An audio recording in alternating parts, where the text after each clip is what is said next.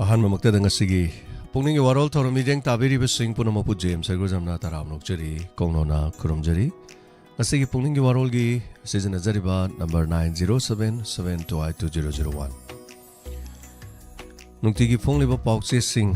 ꯌꯥꯎꯁꯪ ꯃꯅꯨꯡ ꯑꯣꯏꯕꯅ ꯄꯥꯎꯆꯦ ꯐꯣꯡꯗꯕꯅ ꯃꯔꯝ ꯑꯣꯏꯔꯒ ꯃꯤꯌꯥꯝꯗ ꯑꯞꯗꯦꯠ ꯄꯤꯖꯕ ꯉꯝꯖꯗ꯭ꯔꯦ ꯀꯗꯥꯏꯗ ꯀꯔꯤ ꯊꯣꯛꯂꯤꯕꯒꯦ ꯍꯥꯏꯕ ꯌꯥꯎꯁꯪ ꯂꯣꯏꯔꯕ ꯃꯇꯨꯡꯗ ꯃꯤꯌꯥꯝꯗ ꯍꯥꯟꯅꯒꯨꯝ ꯑꯗꯨꯃꯛ ꯄꯥꯎ ꯄꯤꯖꯒꯦ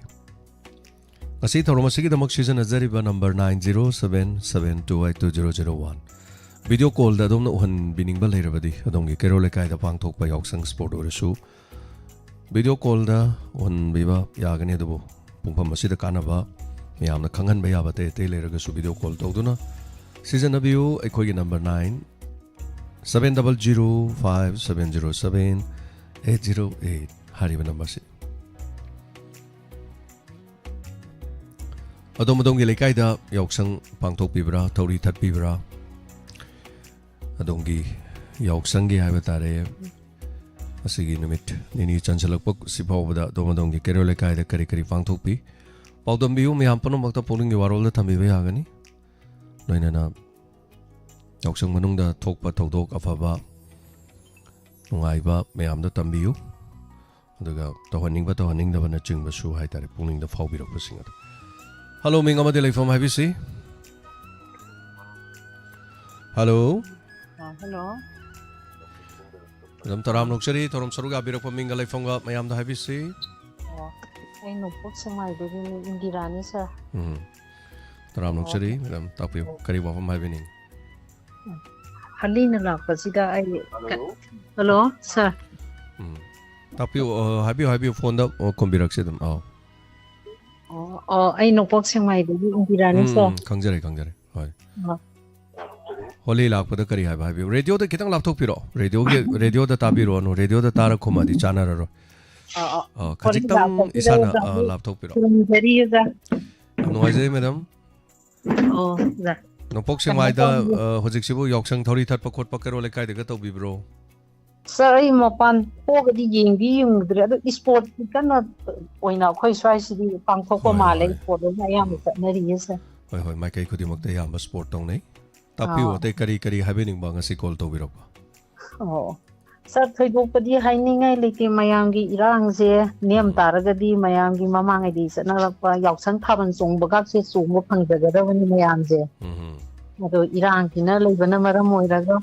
I don't but Tavan Song, but it is so Kang Dava, Karasu Yaur and yes, sir. Sigumba, why Karasedum Hizeraga, sir, Tamseraga. Funny Madam Takachari, Hoi Pigli Bangang Sing, Yoksankarino, Kangaroidra, kind of Hibagi. Tohali Basi, Lance in a Tohalini, Adubu, Tangai for the Sing Havatare, Karagarapang Tokayaba, Karagapang Naria Duboy, Yoksang Tori Tatpa, Tabal Jong Daba, Havatare, in the Inkalakli Sing the Dimokodi Dinoita, Havatare Dubu, Kogi, Awana Tari, Havatari, Hosimili Singapore, and Awataban in a Makogi, Kalakanda, and the Kichahidangadi, Koita Hoigumsi, and Mayana, some Lepna Bazatoni, Amore. I'm no idea, Madame Dongeleka, the sport to win a Takpirakpa. The Gam Noise, Takachari, Torom Saruga Birakpa. Satokpam Bija, Ekoigi di Tori Tachade, Ibong Ekoigi di sport oina Mai Unsile Hadena. Sadokpam Bija Lemana Tapire. Bija Lema Takachari, response Haitareko, Bibirakpa. Hangzakibo Hangi, Wahisi Haitar Pakum Bibirakpa. Yam Noise, Koigi Shoe Sport Tawi, Rango Mailo Wachatpa in a Ranguchabado. Yam Noise, Takachari. Tori Tatpa Mafam Yam lay, Tori Tatpa Mafam Pachana Tori Tatpalam, Hibatareko. Mayam Sodum Ubirongani Kamirongani Tori Fazana Tatpa Mafam Zupazanadum lay. Anyway, More, Matangi Kolar the Mukudong Chaba Pizari. Hello. Hello, sir. Mingalai Fong Habisi? No, we are, but then is Tapi Ukariwa from having Bow? Saragoy Sarang, but the don't get authority tele, young cannot have the tea day, the Gama from Punkoting of Facebook, Yambal and Pankoi. And the Kitang, Melaka, you and the Hunters, you and Pantoki dress. And the Gamatang, the President Panton and the Hainare. ꯑꯗꯣ ꯁꯥꯔ ꯈꯣꯏꯔꯣꯝꯗꯗꯤ ꯌꯥꯎꯁꯪ sport ꯇꯧꯅꯕ ꯀꯃꯥꯏꯅ ꯇꯧꯒꯦ? ꯑꯩꯈꯣꯏꯗꯤ ꯌꯥꯎꯁꯪ sport ꯇꯧꯏ ꯊꯧꯔꯤ ꯊꯠꯇꯦ ꯑꯩꯈꯣꯏ ꯁ꯭ꯋꯥꯏꯗꯤꯀꯣ ꯁꯨꯃꯥꯏꯅ ꯌꯥꯎꯁꯪ ꯁ꯭ꯄꯣꯔꯠꯇ ꯑꯗꯨꯝ ꯆꯍꯤ ꯈꯨꯗꯤꯡꯒꯤ ꯍꯥꯏꯇꯥꯔꯦ ꯌꯥꯎꯁꯪ ꯁ꯭ꯄꯣꯔꯠ ꯇꯧꯔꯛꯄ ꯆꯍꯤ 19 ꯁꯨꯔꯦ ꯑꯩꯈꯣꯏꯒꯤ ꯀ꯭ꯂꯕ ꯐꯥꯗꯔꯂꯦꯟ ꯄꯦꯇ꯭ꯔꯣꯏꯠꯁ ꯃꯦꯃꯣꯔꯤꯌꯦꯜ ꯀ꯭ꯂꯕ ꯍꯥꯏꯗꯅ ꯑꯃ ꯂꯩ ꯑꯗꯨꯅ ꯑꯗꯨꯃꯥꯏꯅ ꯇꯧꯗꯅ ꯇꯧꯏ ꯍꯥꯏꯇꯥꯔꯦ ꯑꯗꯨꯗꯤ ꯆꯜ ꯋꯥꯐꯝꯁꯤꯅ ꯂꯣꯏꯕꯤꯔꯕ꯭ꯔꯣ ꯑꯇꯩ ꯀꯔꯤ ꯀꯔꯤ ꯍꯥꯏꯕꯤꯅꯤꯡꯕ ꯂꯩꯔꯤ ꯈꯔꯗꯤ ꯊꯠꯂꯦ ꯍꯥꯏꯕꯀꯣ ꯌꯥꯎꯁꯪꯁꯦ ꯍꯣꯏ ꯁꯥꯔ ꯑꯩ ꯀꯩꯅꯣꯝꯇ ꯍꯥꯏꯐꯦꯠ ꯍꯪꯅꯤꯡꯕ ꯊꯦꯔꯝꯕ꯭ꯔꯣ ꯉꯔꯥꯡꯗꯤ ꯉꯁꯤꯁꯦ ꯑꯩꯁꯦ ꯇꯌꯥꯔꯤ ꯆꯥꯖꯗ꯭ꯔꯦꯕꯀꯣ ꯑꯗꯣ ꯇꯌꯥꯔꯤꯁꯦ ꯑꯗꯨꯝ ꯌꯥꯎꯁꯪꯒꯤ ꯑꯣꯏꯅ ꯑꯗꯨꯝ ꯊꯥꯕꯤꯔꯛꯄ ꯀꯃꯥꯏꯅ ꯇꯧꯒꯦ? ꯌꯥꯎꯁꯪꯒꯤ ꯊꯥꯕ꯭ꯔꯥ ꯍꯥꯏꯗꯤ ꯍꯥꯏꯗꯤ ꯇꯌꯥꯔꯤꯁꯦ ꯌꯥꯎꯁꯪꯅꯤ ꯀꯥꯏꯅ ꯂꯦꯞꯄ꯭ꯔꯥ? ꯂꯦꯞꯇꯦ ꯑꯗꯨꯝ ꯁꯟꯗꯣꯛꯏ ꯑꯣ ꯑꯗꯨꯗꯤ ꯑꯩ ꯐꯨꯀꯠꯂꯒ ꯑꯣꯏꯅ ꯆꯥꯖꯔꯒꯦ ꯎꯝ ꯑꯩ ꯉꯔꯥꯡ ꯉꯁꯤꯁꯦ ꯇꯥꯕ ꯉꯝꯗ꯭ꯔꯕ ꯍꯥꯏꯇꯥꯔꯦ ꯂꯧꯕꯨꯛꯇ ꯍꯣꯏ ꯆꯠꯄꯒꯤ ꯎꯝ ꯁꯥꯔ ꯐꯅꯤ ꯑꯩ ꯊꯥꯒꯠꯆꯔꯤ ꯃꯌꯥꯝꯈꯩꯁꯨ ꯑꯉꯥꯡꯈꯩꯁꯨ ꯊꯧꯔꯤ ꯊꯠꯂꯤꯕꯁꯤꯡꯁꯦ ꯐꯖꯅ ꯆꯠꯂꯒ ꯈꯨꯗꯣꯡꯊꯤꯕ ꯑꯋꯥ ꯑꯅꯥ ꯃꯃꯥ ꯃꯄꯥ ꯌꯦꯡꯁꯤꯟꯕꯤꯌꯨ ꯍꯥꯏꯖꯔꯤ ꯁꯥꯔ ꯊꯥꯒꯠꯆꯔꯤ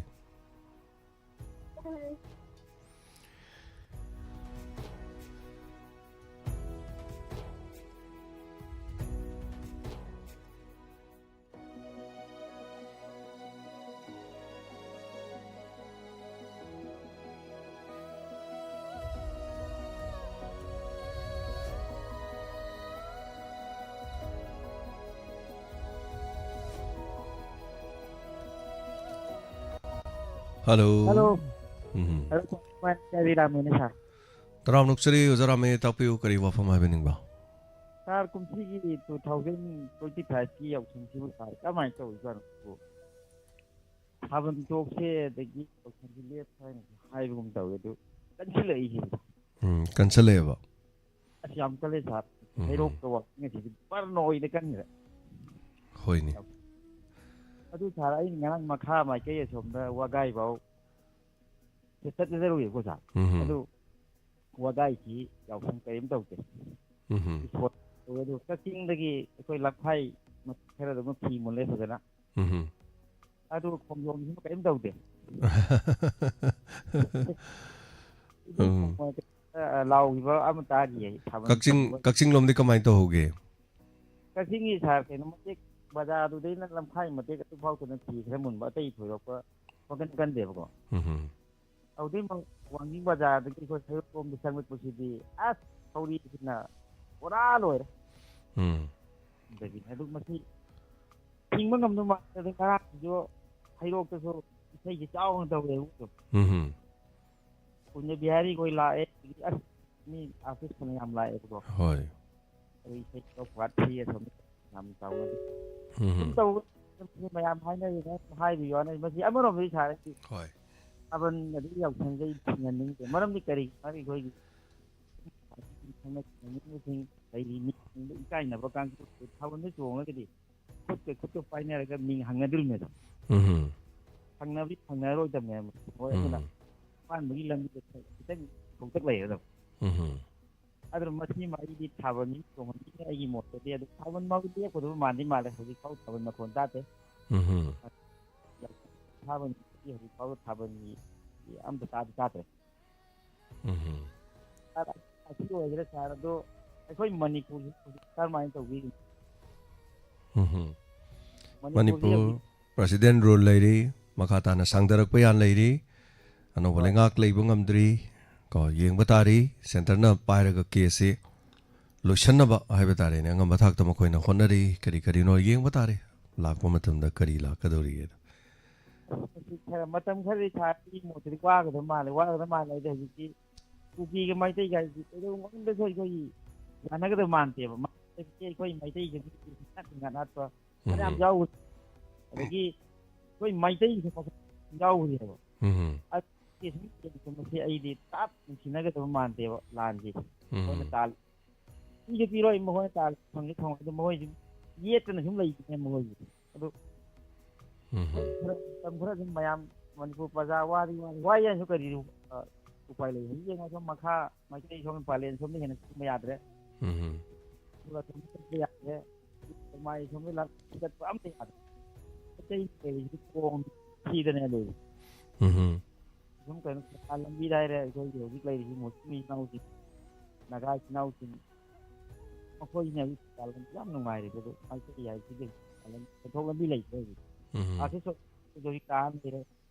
ꯃ꯭ꯌꯨꯖꯤꯌꯝ ꯀꯥꯡꯕꯨ ꯀꯥ ꯑꯃ ꯂꯩꯔꯦ ꯍꯧꯖꯤꯛ ꯆꯠꯊꯣꯛ ꯂꯝꯕꯤ ꯑꯝꯇ ꯂꯩꯇ꯭ꯔꯦ ꯍꯧꯖꯤꯛ ꯊꯥꯒꯠꯆꯔꯤ ꯑꯣꯖꯥꯔꯥꯝꯃꯦ ꯄꯥꯎꯗꯝꯕꯤꯔꯛꯄ ꯌꯥꯎꯁꯪꯒꯤ ꯃꯄꯥꯎ ꯈꯔ ꯄꯤꯕꯤꯔꯛꯄ ꯃꯌꯥꯝꯗ ꯑꯞꯗꯦꯠ ꯄꯤꯕꯤꯔꯛꯄ ꯍꯩꯔꯣꯛꯂꯣꯝꯗꯗꯤ ꯏꯁꯩ ꯇꯧꯏ ꯊꯥꯕꯜꯃꯛ ꯇꯧꯗ꯭ꯔꯒꯁꯨ ꯋꯥꯡꯖꯤꯡꯗꯒꯤꯅ ꯍꯩꯔꯣꯛꯐꯥꯎ ꯆꯪꯕ ꯂꯝꯕꯤꯁꯤꯡꯗ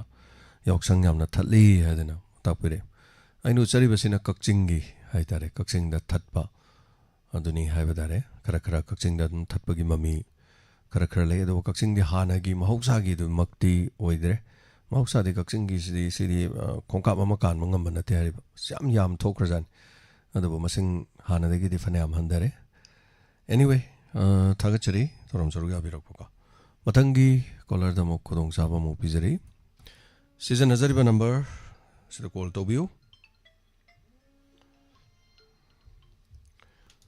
hello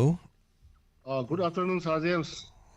ꯇꯔꯥꯃꯨꯛꯆꯔꯤ ꯑꯣꯖꯥꯕꯤꯔꯣ Bishnupur Likem Bira, Tabi Mayam Sika Kum Sari Sir. Yoksanga Mailena, Aribola, hey, Ori. Lights at the Yauri Wishing Yoksangi Pisaka Pipiro. Otherwise, are put another that. Aribola, hey, Ori Yoksang Pisa Pio and I have done sing a sir. Lights at the Yauri Wishing Pisaka Pipiro, Yosangi.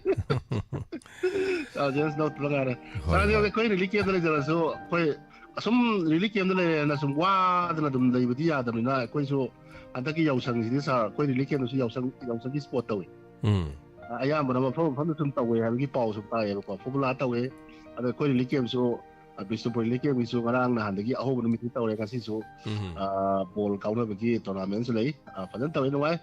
I don't ask, sir, two more watering and about nothing, I'll be to Villa. Itay ay lai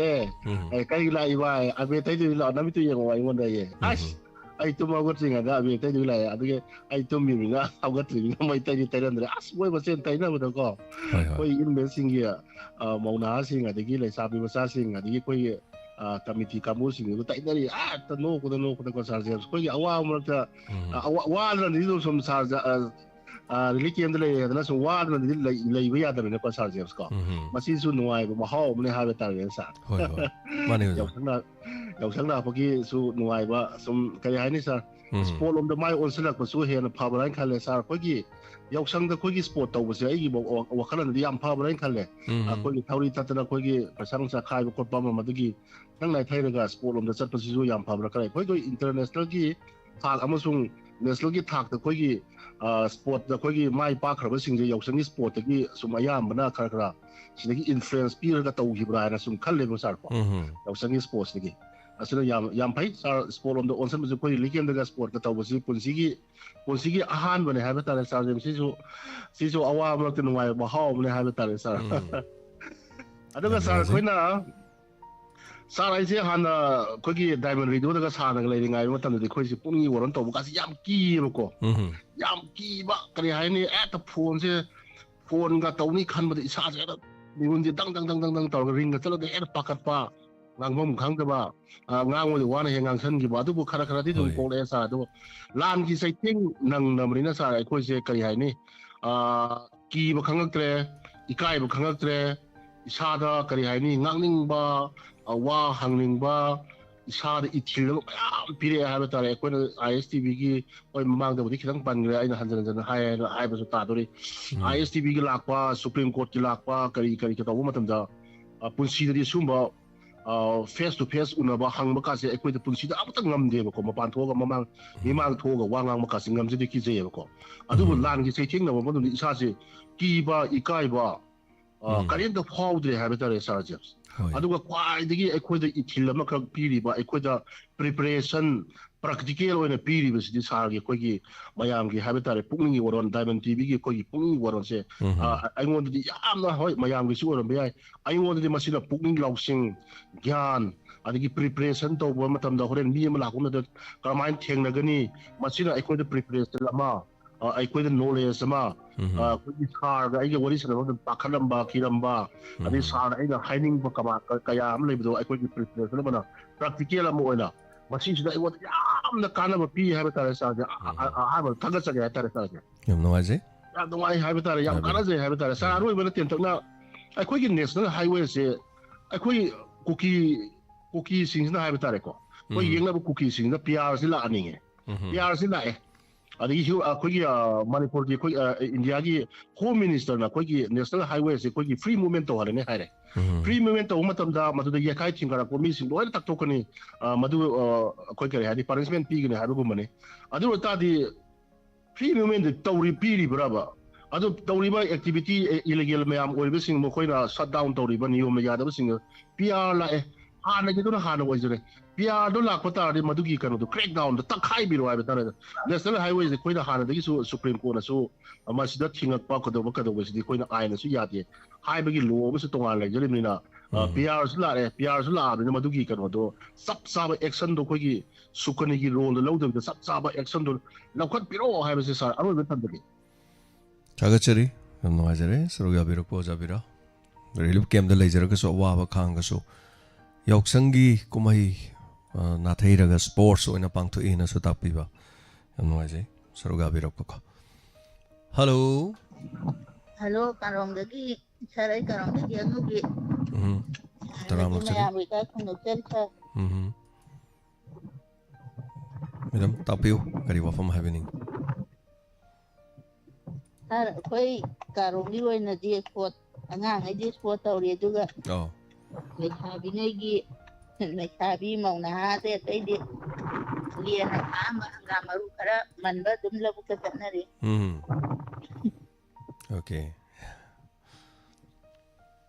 ꯑꯩꯅ ꯂꯦꯗ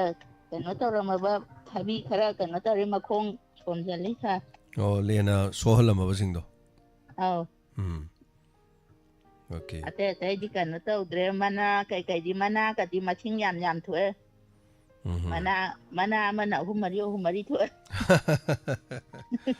ꯍꯥꯀꯨꯝꯁꯨ ꯂꯦꯟꯅ ꯄꯨꯔꯥ ꯃꯥꯡ ꯇꯥꯍꯟꯈꯤꯕꯅꯤ ꯑꯗꯣ ꯍꯟꯗꯛꯁꯨ ꯂꯦꯟ ꯂꯥꯛꯀꯗ꯭ꯔꯥ ꯍꯥꯏꯔꯤꯉꯩꯗ ꯉꯔꯥꯡ ꯅꯍꯥꯟ ꯅꯣꯡ ꯆꯨꯔꯝꯕ ꯂꯦꯟ ꯃꯆꯥ ꯈꯔꯅ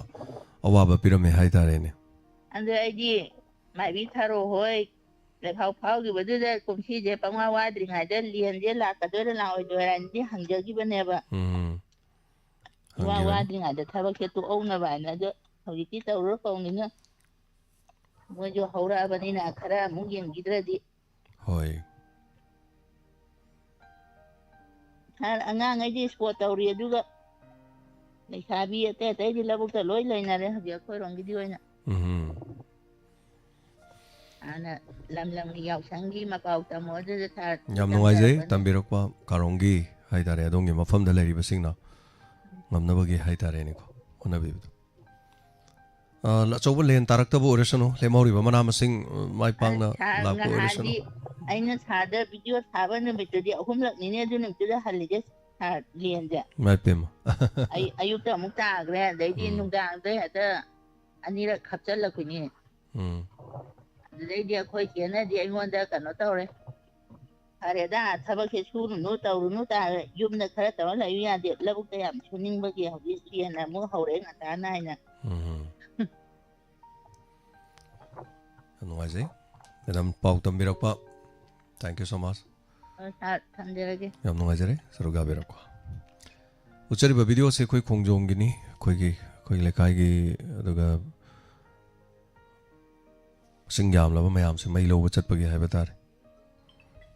ꯃꯌꯥꯝꯗ ꯎꯠꯆꯔꯤꯁꯤꯅꯤ ꯑꯗꯨꯅ ꯑꯩꯈꯣꯏꯒꯤꯗꯤ ꯌꯥꯎꯁꯪ ꯊꯠꯇꯦ ꯑꯗꯨꯒ ꯌꯥꯎꯁꯪꯁꯨ ꯊꯠꯍꯟꯗ꯭ꯔꯦ ꯆꯍꯤ 19 ꯃꯌꯥ ꯆꯠꯊꯔꯛꯄꯗ ꯍꯥꯏꯇꯥꯔꯦ ꯑꯃꯠꯇ ꯊꯠꯍꯟꯗ꯭ꯔꯦ ꯑꯩꯈꯣꯏꯅ ꯁꯤꯒꯤ ꯑꯩꯈꯣꯏꯒꯤ ꯑꯣꯏꯕ ꯂꯩꯀꯥꯏ ꯈꯣꯡꯖꯣꯝꯁꯤꯒꯤ ꯑꯣꯏꯅꯗꯤ ꯍꯥꯏꯇꯥꯔꯦ ꯑꯗꯨꯅ ꯌꯥꯎꯁꯪ ꯁ꯭ꯄꯣꯔꯠ ꯑꯣꯏꯅ ꯃꯥꯏ ꯑꯣꯟꯁꯤꯜꯂꯒ ꯑꯌꯥꯝꯕ ꯑꯗꯨꯝ ꯇꯧꯔꯤ ꯆꯠꯊꯔꯤ ꯍꯥꯏꯇꯥꯔꯦ ꯑꯗꯨꯅ ꯌꯥꯎꯁꯪ ꯁ꯭ꯄꯣꯔꯠꯁꯤꯒꯤꯁꯨ ꯌꯥꯝ ꯃꯔꯨ ꯑꯣꯏꯕꯁꯦ ꯑꯩꯈꯣꯏꯒꯤ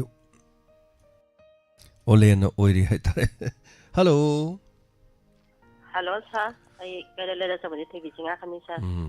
ꯇꯥꯛꯄꯤꯌꯨ ꯁꯥꯔ ꯉꯁꯤꯒꯤ ꯄꯨꯛꯅꯤꯡꯒꯤ ꯋꯥꯔꯣꯜꯁꯤꯗ ꯑꯩꯈꯣꯏꯒꯤ ꯌꯥꯎꯁꯪꯒꯤ ꯃꯔꯝꯗ ꯍꯥꯏꯖꯔꯒꯗꯤ ꯁꯥꯔ ꯌꯥꯎꯁꯪ ꯈꯔ ꯏꯪꯊꯔꯛꯄ ꯇꯧꯕ ꯌꯥꯗꯅ ꯈꯔ ꯃꯌꯥꯝ ꯅꯍꯥꯟꯋꯥꯏ ꯇꯧꯔꯝꯕꯗꯒꯤ ꯈꯔ ꯋꯥꯠꯂꯛꯄꯁꯦ ꯁꯥꯔ ꯑꯩꯈꯣꯏꯗꯗꯤ ꯌꯥꯝ ꯅꯨꯡꯉꯥꯏꯖꯩ ꯍꯥꯏꯇꯥꯔꯦ ꯁꯥꯔ ꯌꯥꯎꯁꯪ ꯌꯥꯝ ꯀꯜꯂꯤꯉꯩ ꯃꯇꯝꯗꯗꯤ ꯁꯥꯔ ꯑꯩꯈꯣꯏꯁꯦ ꯌꯨꯝꯗ ꯇꯨꯝꯕ ꯐꯪꯗꯦꯕ ꯍꯤꯡꯒꯣꯜ ꯁꯪꯉꯦꯕ ꯌꯥꯎꯁꯪꯒꯤ ꯅꯃꯥꯗ ꯄꯣꯠ ꯌꯥꯝ ꯍꯨꯔꯥꯜꯂꯦꯕ ꯁꯥꯔ ꯑꯩꯈꯣꯏ ꯍꯤꯡꯒꯣꯜꯗ ꯄꯥꯟꯕ ꯃꯅꯥ ꯃꯁꯤꯡ ꯍꯨꯔꯥꯟꯕꯁꯤ ꯇꯧꯔꯝꯃꯦꯕ ꯑꯧ ꯌꯥꯎꯁꯪꯒꯤ ꯅꯃꯥꯁꯤꯗ ꯑꯩꯈꯣꯏꯒꯤ ꯌꯨꯝꯄꯣꯠ ꯇꯥꯝꯕ ꯀꯥꯡꯕꯨꯁꯨ ꯌꯥꯎꯔꯤꯅꯤꯗꯣ ꯁꯤꯁꯤꯅ ꯑꯃꯨꯛ ꯌꯥꯎꯁꯪ ꯌꯧꯔꯛꯀꯅꯤ ꯍꯥꯏꯕ ꯃꯇꯝꯗꯗꯤ ꯑꯩꯈꯣꯏꯗꯤ ꯍꯤꯡꯒꯣꯜꯗ ꯇꯨꯝꯐꯝ ꯁꯪ ꯃꯆꯥ ꯑꯃ ꯁꯥꯔꯒ ꯑꯩꯈꯣꯏ ꯍꯤꯡꯒꯣꯜ ꯁꯪꯕꯗꯣ ꯑꯩꯈꯣꯏ ꯇꯧꯖꯗꯔꯦ ꯍꯧꯖꯤꯛꯇꯤ ꯁꯥꯔ ꯑꯗꯨꯒ ꯑꯩꯈꯣꯏ ꯂꯩꯀꯥꯏꯒꯤ ꯑꯣꯏꯅꯁꯨ ꯌꯥꯎꯁꯪ ꯏꯁꯄꯣꯔꯠ ꯇꯧꯖꯩ ꯑꯗꯨꯒ ꯆꯍꯤ 2 ꯑꯅꯤꯃꯨꯛꯀꯤ ꯃꯅꯨꯡꯗꯗꯤ ꯈꯔ ꯏꯪꯊꯔꯦ ꯑꯗꯨꯒ ꯌꯥꯎꯁꯪ ꯅꯨꯃꯤꯠꯇ ꯑꯉꯥꯡ ꯃꯆꯥ ꯈꯔ ꯁꯦꯟ ꯈꯥꯏꯕ ꯂꯥꯛꯈꯤ ꯑꯗꯨꯒ ꯑꯗꯨ ꯅꯠꯇꯕ ꯑꯇꯩꯗꯤ ꯂꯥꯛꯇꯦ ꯌꯥꯎꯁꯪꯒꯤ ꯑꯕꯦꯔ ꯃꯁꯛ ꯎꯖꯗ꯭ꯔꯦ ꯁꯥꯔ ꯑꯗꯨꯒ ꯌꯥꯎꯁꯪꯁꯦ ꯁꯨꯝ ꯌꯥꯝ ꯀꯟꯗꯅ ꯑꯩꯈꯣꯏ ꯑꯉꯥꯡꯗꯤ ꯈꯒꯤ ꯍꯔꯥꯎꯕꯒꯤꯗꯃꯛꯇ ꯏꯁꯄꯣꯔꯠ ꯈꯒꯤ ꯇꯧꯕꯗꯤ ꯄꯥꯝꯃꯤ ꯌꯥꯝ ꯀꯟꯅ ꯅꯍꯥꯟꯋꯥꯏꯒꯤ ꯑꯗꯨꯃꯥꯏꯅ ꯇꯧꯕꯗꯤ ꯄꯥꯝꯖꯗꯦ ꯁꯥꯔ ꯑꯩꯈꯣꯏ ꯍꯤꯡꯒꯣꯜ ꯁꯪꯕ ꯃꯅꯥ ꯃꯁꯤꯡ ꯑꯩꯈꯣꯏꯒꯤ ꯀꯩꯅꯣꯗꯗꯤ ꯌꯥꯝ ꯃꯥꯡꯉꯤꯅ ꯍꯥꯏꯖꯅꯤꯡꯉꯤ ꯁꯥꯔ ꯌꯥꯝ ꯅꯨꯡꯉꯥꯏꯖꯩ ꯃꯦꯗꯥꯝ ꯈꯪꯍꯟꯕꯤꯔꯛꯄ ꯌꯥꯎꯁꯪꯒꯤ ꯃꯄꯥꯎ ꯍꯥꯏꯇꯥꯔꯦꯀꯣ ꯑꯗꯣꯝꯁꯨ ꯃꯌꯥꯝꯁꯨ ꯑꯗꯨꯝ ꯇꯝꯕꯤꯔꯛꯎ ꯑꯗꯨꯒ ꯊꯥꯒꯠꯆꯔꯤ ꯑꯇꯩ ꯀꯔꯤ ꯆꯤꯊꯕ ꯂꯩꯕꯤꯔꯤ ꯁꯤꯅ ꯂꯣꯏꯕꯤꯔꯕ꯭ꯔꯥ ꯍꯣꯏ ꯁꯥꯔ ꯊꯝꯖꯔꯒꯦ ꯑꯩꯈꯣꯏ ꯌꯥꯎꯁꯪ ꯏꯁꯄꯣꯔꯠ ꯌꯥꯎꯖꯔꯤ ꯁꯥꯔ ꯈꯣꯡ ꯌꯥꯗꯅ ꯊꯦꯡꯛ ꯌꯨ ꯌꯥꯝ ꯅꯨꯡꯉꯥꯏꯖꯩ ꯑꯩꯁꯨ ꯂꯦꯝꯍꯧꯔꯤꯕ ꯅꯨꯃꯤꯠ ꯈꯔꯅꯤꯁꯦ ꯌꯥꯎꯁꯪꯒꯤ ꯁ꯭ꯄꯣꯔꯠꯀꯤ ꯐꯤꯜꯗ ꯊꯣꯛꯇꯣꯏꯅꯤ ꯑꯗꯨꯒ ꯏꯆꯥꯒꯨꯝꯕ ꯃꯌꯥꯝ ꯆꯠꯂꯁꯦ ꯃꯌꯥꯝ ꯇꯧꯔꯤꯗꯣ ꯌꯦꯡꯗꯣꯏꯅꯤ ꯑꯗꯨꯒ ꯃꯣꯏ ꯄꯨꯛꯅꯤꯡ ꯊꯧꯒꯠꯇꯣꯏꯅꯤ ꯍꯥꯏꯇꯥꯔꯦ ꯑꯩꯅ ꯉꯝꯖꯕ ꯄ꯭ꯔꯥꯏꯖꯀ ꯊꯝꯃꯒ ꯍꯥꯏꯇꯥꯔꯦꯀꯣ ꯁꯨꯃꯥꯏꯅ ꯑꯩꯈꯣꯏ ꯈꯔ ꯌꯥꯎꯁꯜꯂꯒ ꯍꯥꯏꯇꯥꯔꯦ ꯑꯗꯨꯕꯨ ꯉꯔꯥꯡ ꯅꯍꯥꯟꯗꯒꯤ ꯊꯕꯛꯁꯤ ꯌꯥꯝ ꯀꯥ ꯍꯦꯟꯅ ꯁ꯭ꯇꯨꯗꯤꯑꯣ ꯇꯧꯕꯅꯤꯅꯀꯣ ꯆꯤꯟꯗꯅ ꯉꯝꯗꯗꯅ ꯑꯗꯨꯝ ꯈꯨꯗꯣꯡꯆꯥꯗꯕ ꯀꯌꯥ ꯑꯃꯔꯣꯝ ꯂꯩ ꯑꯗꯨꯅ ꯑꯩꯈꯣꯏꯒꯤ ꯍꯧꯖꯤꯛ ꯑꯩꯈꯣꯏꯒꯤꯁꯨ ꯃꯐꯝ ꯑꯁꯤꯗ ꯄꯥꯡꯊꯣꯛꯇꯨꯅ ꯂꯩꯕꯅꯤ ꯑꯗꯨꯅ ꯌꯥꯝꯂꯕ ꯀꯩꯔꯣꯜ ꯂꯩꯀꯥꯏꯒꯤ ꯏꯆꯥꯁꯤꯡ ꯍꯥꯏꯇꯥꯔꯦ ꯑꯌꯥꯝꯕꯅ ꯏꯆꯥꯒꯨꯝꯕ ꯉꯥꯛꯇꯅꯤ ꯍꯜꯂꯣ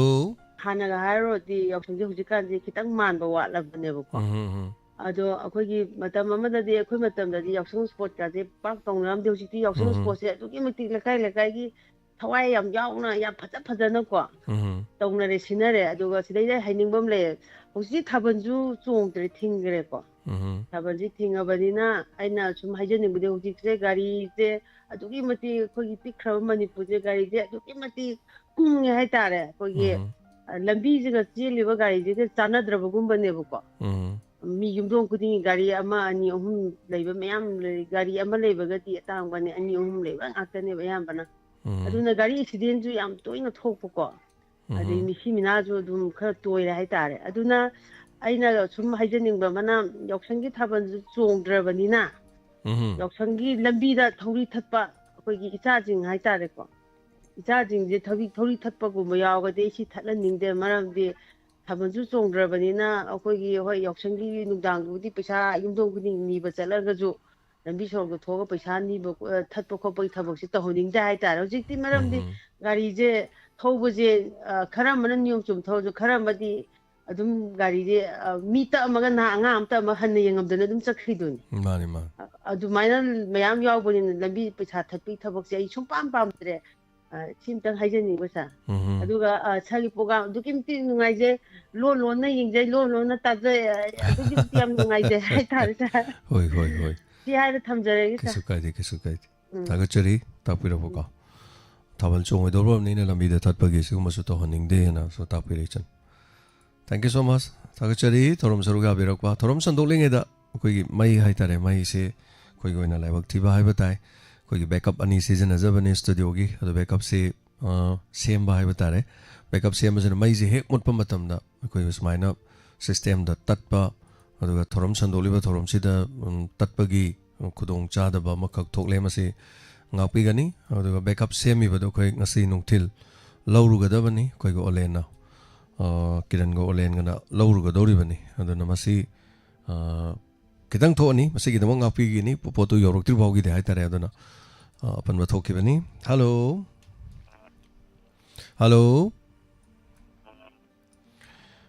ꯈꯨꯝꯕꯤꯗ꯭ꯔꯦꯀꯣ ꯐꯣꯟ ꯑꯣꯏꯅ ꯔꯦꯗꯤꯑꯣ ꯑꯣꯏꯅ ꯊꯥꯖꯜꯂꯕ꯭ꯔꯥ ꯀꯩꯅꯣꯝ ꯇꯧꯔꯦ ꯑꯗꯨꯒ ꯊꯥꯒꯠꯆꯔꯤ ꯌꯥꯝ ꯅꯨꯡꯉꯥꯏꯇꯕ ꯑꯩꯈꯣꯏꯒꯤ ꯀꯩꯅꯣꯁꯤꯗ ꯍꯥꯏꯇꯥꯔꯦ ꯈꯨꯗꯣꯡꯆꯥꯗꯕꯁꯦ ꯊꯣꯛꯑꯦꯕ ꯑꯗꯨꯅ ꯍꯜꯂꯣ ꯆꯔꯥꯡꯄꯥꯠꯇꯒꯤ ꯅꯪ ꯄꯥꯕꯨꯡ ꯈꯅꯅꯤ ꯄꯥꯕꯨꯡ ꯇꯔꯥꯝ ꯅꯣꯛꯆꯔꯤ ꯑꯗꯨ ꯀꯨꯝ ꯑꯃꯒꯤ ꯌꯥꯎꯁꯪꯁꯤꯅ ꯂꯥꯛꯄꯁꯤꯗ ꯗꯥꯏꯃꯟ ꯇꯤꯚꯤ ꯆꯦꯅꯦꯜ ꯋꯥꯡ ꯔꯦꯗꯤꯑꯣꯒꯤ ꯏꯁꯇꯥꯐꯁꯤꯡ ꯑꯃꯗꯤ ꯇꯥꯕꯤꯔꯤꯕ ꯌꯦꯡꯕꯤꯔꯤꯕ ꯈꯨꯗꯤꯡꯃꯛꯄꯨ ꯌꯥꯏꯐ ꯄꯤꯖꯔꯤꯌꯦ ꯌꯥꯝ ꯅꯨꯡꯉꯥꯏꯖꯩ ꯄꯥꯕꯨꯡ ꯑꯗꯨꯅ ꯍꯧꯖꯤꯛ ꯁꯨꯝ ꯄꯨꯛꯅꯤꯡꯒꯤ ꯋꯥꯔꯣꯜꯗꯤ ꯁꯨꯝ ꯇꯥꯖꯕꯅꯤ ꯁꯨꯝ ꯇꯥꯕꯅꯤ ꯑꯗꯨꯕꯨ ꯉꯔꯥꯡ nahal puning waro lak to mi yaure ko kamai tor no masibu ibe man nirmala da hangsia kamai to ji ha ta mi hangge na hange adu gadi film number set lure hai hoi sum ta gra bina ne hoi nungai ta ba hai ta masi koina ai gi mota di puning waro hai ji khwai di maru oi ba mu goiram me maram di karino hai ba ahan maktada ishana khabar da yaur ba he lan ngel oi na pa thok ta hal adagi madu gi mathang da lam dagi mai ma gi wakhalon du phongkok narak pasin mayam sin ta ru matam da yamna purung sing oi ba hai ta aduna masi yamna maru oi ba amani hai na aina thamjei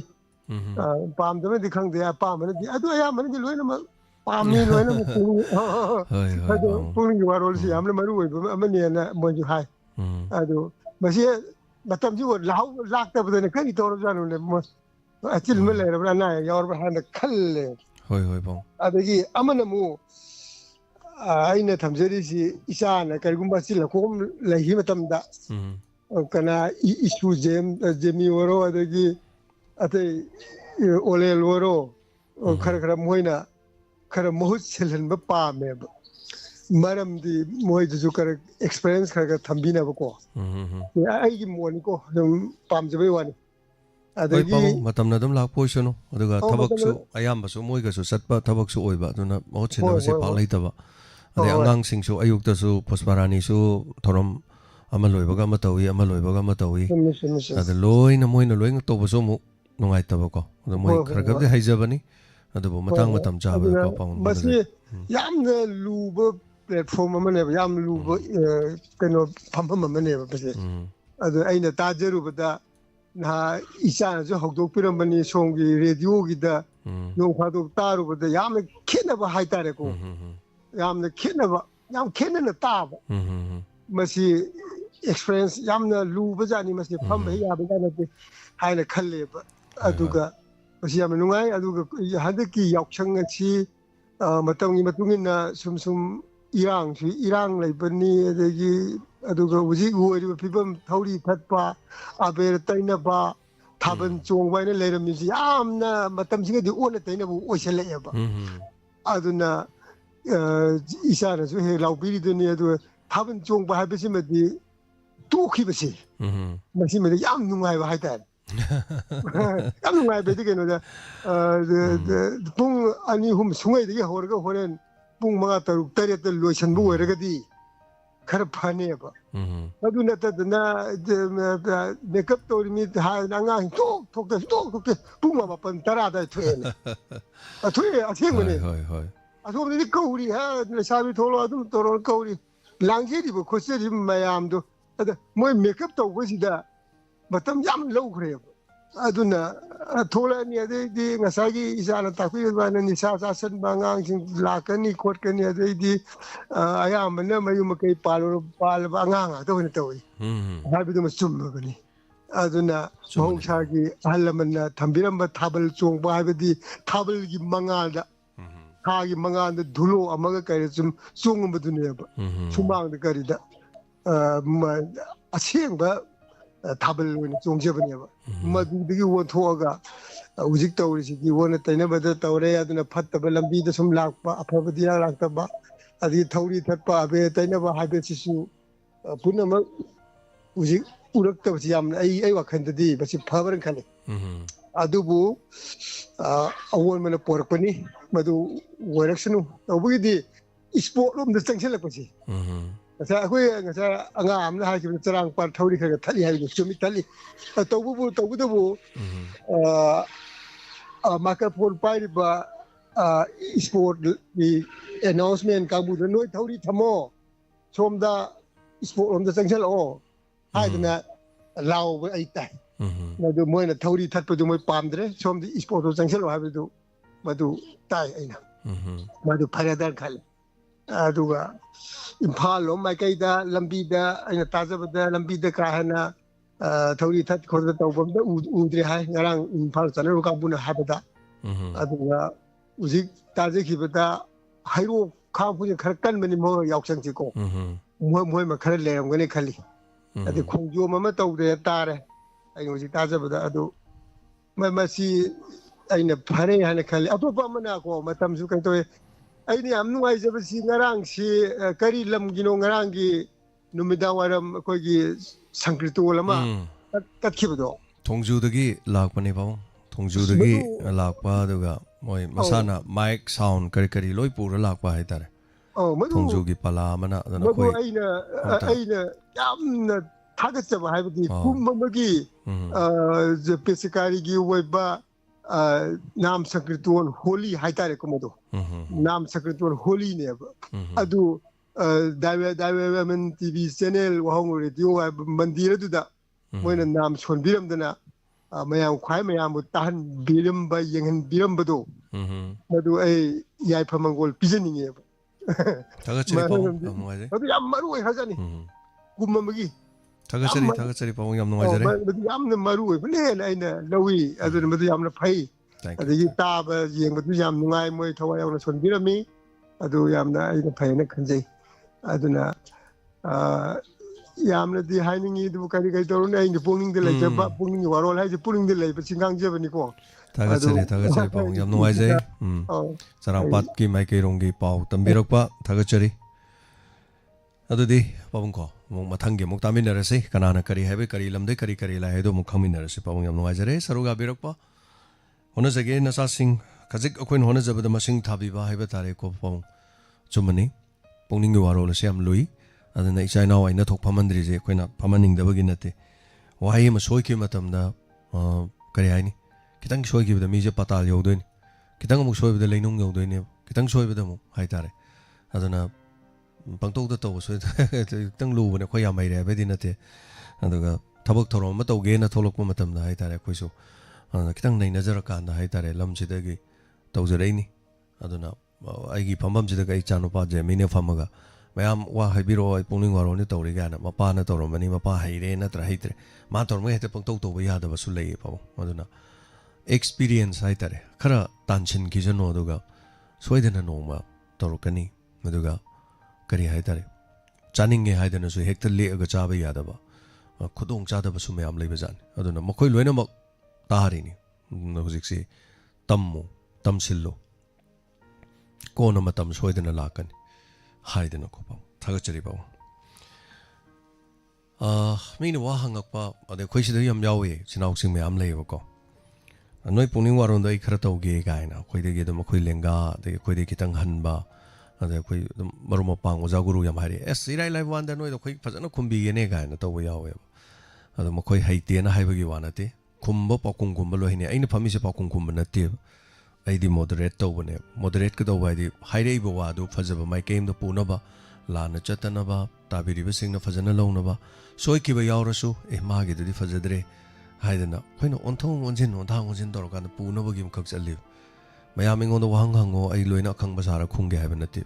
ꯑꯩꯅ ꯁꯤ ꯐꯝꯃꯤꯁꯦ ꯄꯥꯎꯈꯨꯝ ꯈꯨꯝꯅꯕ ꯅꯠꯇꯦ yes ꯈꯨꯝꯅꯕꯅꯤ ꯀꯔꯝꯕ ꯑꯩꯈꯣꯏꯅ ꯁꯟꯗꯣꯛꯆꯔꯤꯕ ꯊꯧꯔꯝꯒꯤ ꯃꯇꯥꯡ ꯁꯤꯒꯨꯝꯕ ꯈꯛꯇꯒꯤ ꯍꯥꯏꯇꯥꯔꯦ ꯇꯦꯟꯁꯤꯟꯖꯒꯦ ꯍꯜꯂꯣ ꯍꯜꯂꯣ ꯁꯥꯔ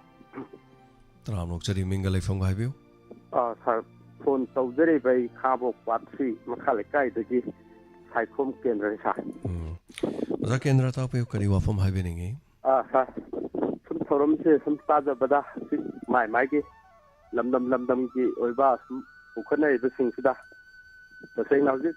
ꯑꯩꯒꯤ ꯃꯃꯥꯡꯗ ꯉꯥꯡꯕꯤꯈꯤꯕ ꯑꯩꯒꯤ ꯍꯦꯛ ꯃꯃꯥꯡꯗ ꯉꯥꯡꯕꯤꯔꯝꯕ ꯑꯩꯈꯣꯏ ꯄꯥꯕꯨꯡꯗꯨꯅ ꯍꯥꯏꯕꯗ ꯇꯥꯕꯗ ꯈꯤꯇꯪ ꯅꯨꯡꯉꯥꯏꯇꯕ ꯈꯤꯇꯪ ꯌꯥꯎꯈꯤ ꯑꯗꯨꯝꯇꯪ ꯂꯥꯟꯅ ꯈꯟꯕꯤꯔꯣꯏ ꯁꯥꯔ ꯑꯗꯨ ꯁꯦꯡꯗꯣꯛꯆꯒꯦ ꯃꯧꯁꯥꯗꯤ ꯑꯩꯈꯣꯏ ꯈꯥꯉꯕꯣꯛꯇ ꯑꯩꯈꯣꯏ ꯍꯩꯔꯣꯛꯇꯁꯨ ꯌꯥꯝ ꯀꯟꯕꯅꯤ ꯑꯗꯣ ꯍꯧꯖꯤꯛ ꯃꯈꯣꯏ ꯇꯧꯔꯝꯈꯤꯅꯤꯒ ꯍꯥꯏꯕ ꯋꯥ ꯑꯃ ꯍꯥꯏꯈꯤꯕꯗꯣ ꯃꯗꯨ ꯁꯨꯝ ꯃꯗꯨ ꯂꯥꯟꯅ ꯁꯨꯝ ꯎꯗꯗꯅ ꯈꯟꯕꯤꯕꯅꯤ ꯃꯗꯨꯒ ꯐꯨꯟꯗꯨ ꯊꯥꯗꯣꯛꯄꯤꯌꯣ ꯑꯗꯨꯒ ꯇꯁꯦꯡꯅ ꯍꯧꯖꯤꯛ ꯈꯥꯉꯕꯣꯛꯀꯨꯝꯕꯁꯨ ꯍꯩꯔꯣꯛꯇ ꯆꯠꯄꯤꯔꯨꯔꯣ ꯑꯗꯨꯒ ꯌꯦꯡꯂꯒ ꯑꯣꯏꯅ ꯄꯥꯎꯗꯝꯕꯤꯌꯣ ꯈꯥꯉꯕꯣꯛꯀꯤ ꯑꯣꯏꯅꯗꯤ ꯌꯥꯎꯁꯪꯒꯤ ꯀꯩꯅꯣ ꯑꯩꯈꯣꯏꯗ ꯂꯩꯇꯦ ꯇꯁꯦꯡꯅ ꯑꯩꯈꯣꯏ ꯃꯅꯤꯄꯨꯔꯒꯤ ꯍꯧꯖꯤꯛ ꯑꯣꯏꯔꯤꯕ ꯀꯩꯅꯣꯒꯤ ꯐꯤꯕꯝꯁꯤꯅ ꯃꯔꯝ ꯑꯣꯏꯔꯒ ꯊꯣꯏꯗꯣꯛꯄ ꯑꯍꯦꯟꯕ ꯂꯩꯇꯦ ꯍꯥꯏꯕ ꯋꯥꯐꯝ ꯁꯥꯔ ꯑꯣꯖꯥ ꯍꯩꯔꯣꯛꯇꯒꯤ ꯐꯣꯟ ꯇꯧꯔꯛꯑꯝꯃꯦ ꯍꯩꯔꯣꯛꯇꯒꯤ ꯌꯥꯎꯈꯤꯕꯅꯦ ꯑꯗꯨꯅ ꯁꯨꯝ ꯍꯥꯏꯕꯗ ꯁꯣꯏꯕ ꯑꯣꯏꯔꯝꯒꯅꯤꯗ ꯍꯩꯔꯣꯛꯀꯤ ꯑꯃ ꯇꯧꯕꯤꯔꯝꯃꯦ ꯑꯩꯈꯣꯏ ꯍꯩꯔꯣꯛꯇꯗꯤ ꯂꯩ ꯈꯔ ꯁꯨꯝ ꯃꯤ ꯇꯥꯏ ꯉꯔꯥꯡꯁꯨ ꯏꯁꯩ ꯇꯧꯏ ꯍꯥꯏꯗꯅ ꯄꯥꯎ ꯇꯝꯃꯝꯕꯅꯦ ꯑꯗꯨꯅꯅꯤ ꯄꯥꯕꯨꯡꯒꯤ ꯋꯥꯐꯝꯗꯣ ꯂꯥꯟꯅ ꯂꯧꯕꯤꯒꯅꯨ ꯈꯥꯉꯕꯣꯛꯅ ꯌꯥꯎꯁꯪꯗ ꯆꯣꯞꯄꯤ ꯍꯥꯏꯕꯒꯤ ꯋꯥ ꯀꯩꯁꯨ ꯍꯥꯏꯔꯝꯕ ꯅꯠꯇꯦ ꯌꯥꯝ ꯅꯦꯒꯦꯇꯤꯞ ꯂꯣꯝꯗ ꯆꯠꯄꯤꯔꯨꯅꯨ ꯌꯥꯎꯁꯪ ꯇꯧꯏ ꯍꯥꯏꯕ ꯃꯇꯝꯗ ꯌꯥꯎꯁꯪ ꯇꯧꯔꯦꯅ ꯍꯥꯏꯕꯗ ꯌꯥꯎꯁꯪ ꯇꯧꯔꯤꯕ ꯂꯝꯗꯨ ꯈ꯭ꯋꯥꯏꯗꯒꯤ ꯑꯣꯛꯇꯕ ꯑꯗꯨꯒꯨꯝꯕ ꯂꯝꯅꯦꯅ ꯀꯩꯁꯨ ꯂꯧꯅꯤꯡꯉꯥꯏ ꯑꯣꯏꯗꯦꯕ ꯃꯔꯝꯗꯤ ꯈꯥꯡꯉꯕꯣꯛ ꯍꯥꯏꯕ ꯈꯥꯡꯉꯕꯣꯛꯅ ꯏꯃꯥ ꯑꯃ ꯂꯦꯞꯄꯒ ꯈꯥꯡꯉꯕꯣꯛꯇꯨꯅ ꯇꯧꯔꯛꯄ ꯅꯠꯇꯦꯕ ꯃꯗꯨ ꯌꯥꯎꯖꯔꯤꯕ ꯑꯉꯥꯡꯁꯤꯡꯗ ꯊꯧꯔꯤ ꯊꯠꯀꯅꯣ ꯀꯥꯏꯅ ꯃꯃꯥ ꯃꯄꯥꯅꯒ ꯊꯣꯛꯑꯒ ꯊꯣꯡꯒꯥꯟꯗꯒ ꯈꯔ ꯊꯠꯄ ꯈꯣꯠꯄ ꯃꯆꯥ ꯃꯁꯨ ꯍꯦꯛ ꯌꯥꯎꯕ ꯈꯣꯠꯄꯗ ꯍꯥꯏꯕꯗꯨꯅꯦꯅ ꯑꯣꯏꯔꯝꯅꯦꯅ ꯈꯜꯂꯒ ꯑꯗꯨꯝ ꯆꯝꯊꯣꯛꯁꯤꯗ ꯑꯣꯖꯥ ꯑꯗꯨ ꯁ꯭ꯄꯣꯔꯠꯀꯨꯝꯕꯗꯤ ꯐꯖꯅ ꯇꯧꯕꯤꯕ꯭ꯔꯣ ꯑꯣꯖꯥꯒꯤ ꯂꯩꯀꯥꯏꯗꯗꯤ ꯁ꯭ꯄꯣꯔꯠ ꯇꯧꯕꯤꯕ꯭ꯔꯣ ꯑꯣꯖꯥ ꯌꯥꯝ ꯐꯩ ꯌꯥꯝ ꯐꯩ ꯑꯗꯨꯅꯤ ꯑꯗꯨꯒꯨꯝꯕꯗꯪ ꯑꯣꯏꯅ ꯇꯝꯕꯤꯁꯦ ꯅꯦꯒꯦꯇꯤꯞꯇ ꯑꯩꯈꯣꯏ ꯈꯟꯅꯒꯨꯝꯁꯦ ꯀꯔꯤꯝ ꯈꯟꯕꯤꯔꯨꯅꯨ ꯀꯔꯤꯝ ꯈꯟꯕꯤꯔꯨꯅꯨ ꯑꯣꯖꯥ ꯈꯥꯡꯉꯕꯣꯛ ꯍꯥꯏꯔ ꯀꯥꯟꯗ ꯈꯥꯡꯉꯕꯣꯛꯇ ꯂꯩꯕ ꯃꯤꯅ ꯈꯥꯡꯉꯕꯣꯛ ꯁꯥꯎꯕꯒꯤ ꯃꯐꯝ ꯑꯩꯈꯣꯏ ꯇꯧꯕꯤꯒꯅꯨ ꯈꯣꯡꯖꯣꯝ ꯍꯥꯏꯔ ꯀꯥꯟꯗ ꯑꯩ ꯈꯣꯡꯖꯣꯝ ꯀꯩꯁꯨ ꯁꯥꯎꯗꯦꯅ ꯑꯩꯈꯣꯏ ꯃꯩꯇꯩ ꯍꯥꯏꯔ ꯀꯥꯟꯗ ꯃꯩꯇꯩꯁꯤ ꯀꯩꯗꯧꯕꯩ ꯃꯩꯇꯩꯅ ꯁꯥꯎꯗꯣꯏꯅꯣꯕ ꯑꯗꯩꯗ ꯑꯩꯈꯣꯏꯅ ꯇ꯭ꯔꯥꯏꯕ ꯍꯥꯏꯔ ꯀꯥꯟꯗ ꯇ꯭ꯔꯥꯏꯕ ꯅꯠꯇ꯭ꯔꯒ ꯄꯥꯡꯒꯟ ꯍꯥꯏꯔ ꯀꯥꯟꯗ ꯄꯥꯡꯒꯟ ꯍꯥꯏꯔ ꯀꯥꯟꯗ ꯄꯥꯡꯒꯟꯅ ꯀꯩꯗꯧꯕꯩ ꯁꯥꯎꯗꯣꯏꯅꯣꯕ ꯍꯦ ꯃꯩꯇꯩ ꯍꯥꯏꯔ ꯀꯥꯟꯗ ꯑꯩ ꯃꯩꯇꯩ ꯑꯩꯅ ꯀꯩ ꯁꯥꯎꯔꯅꯤ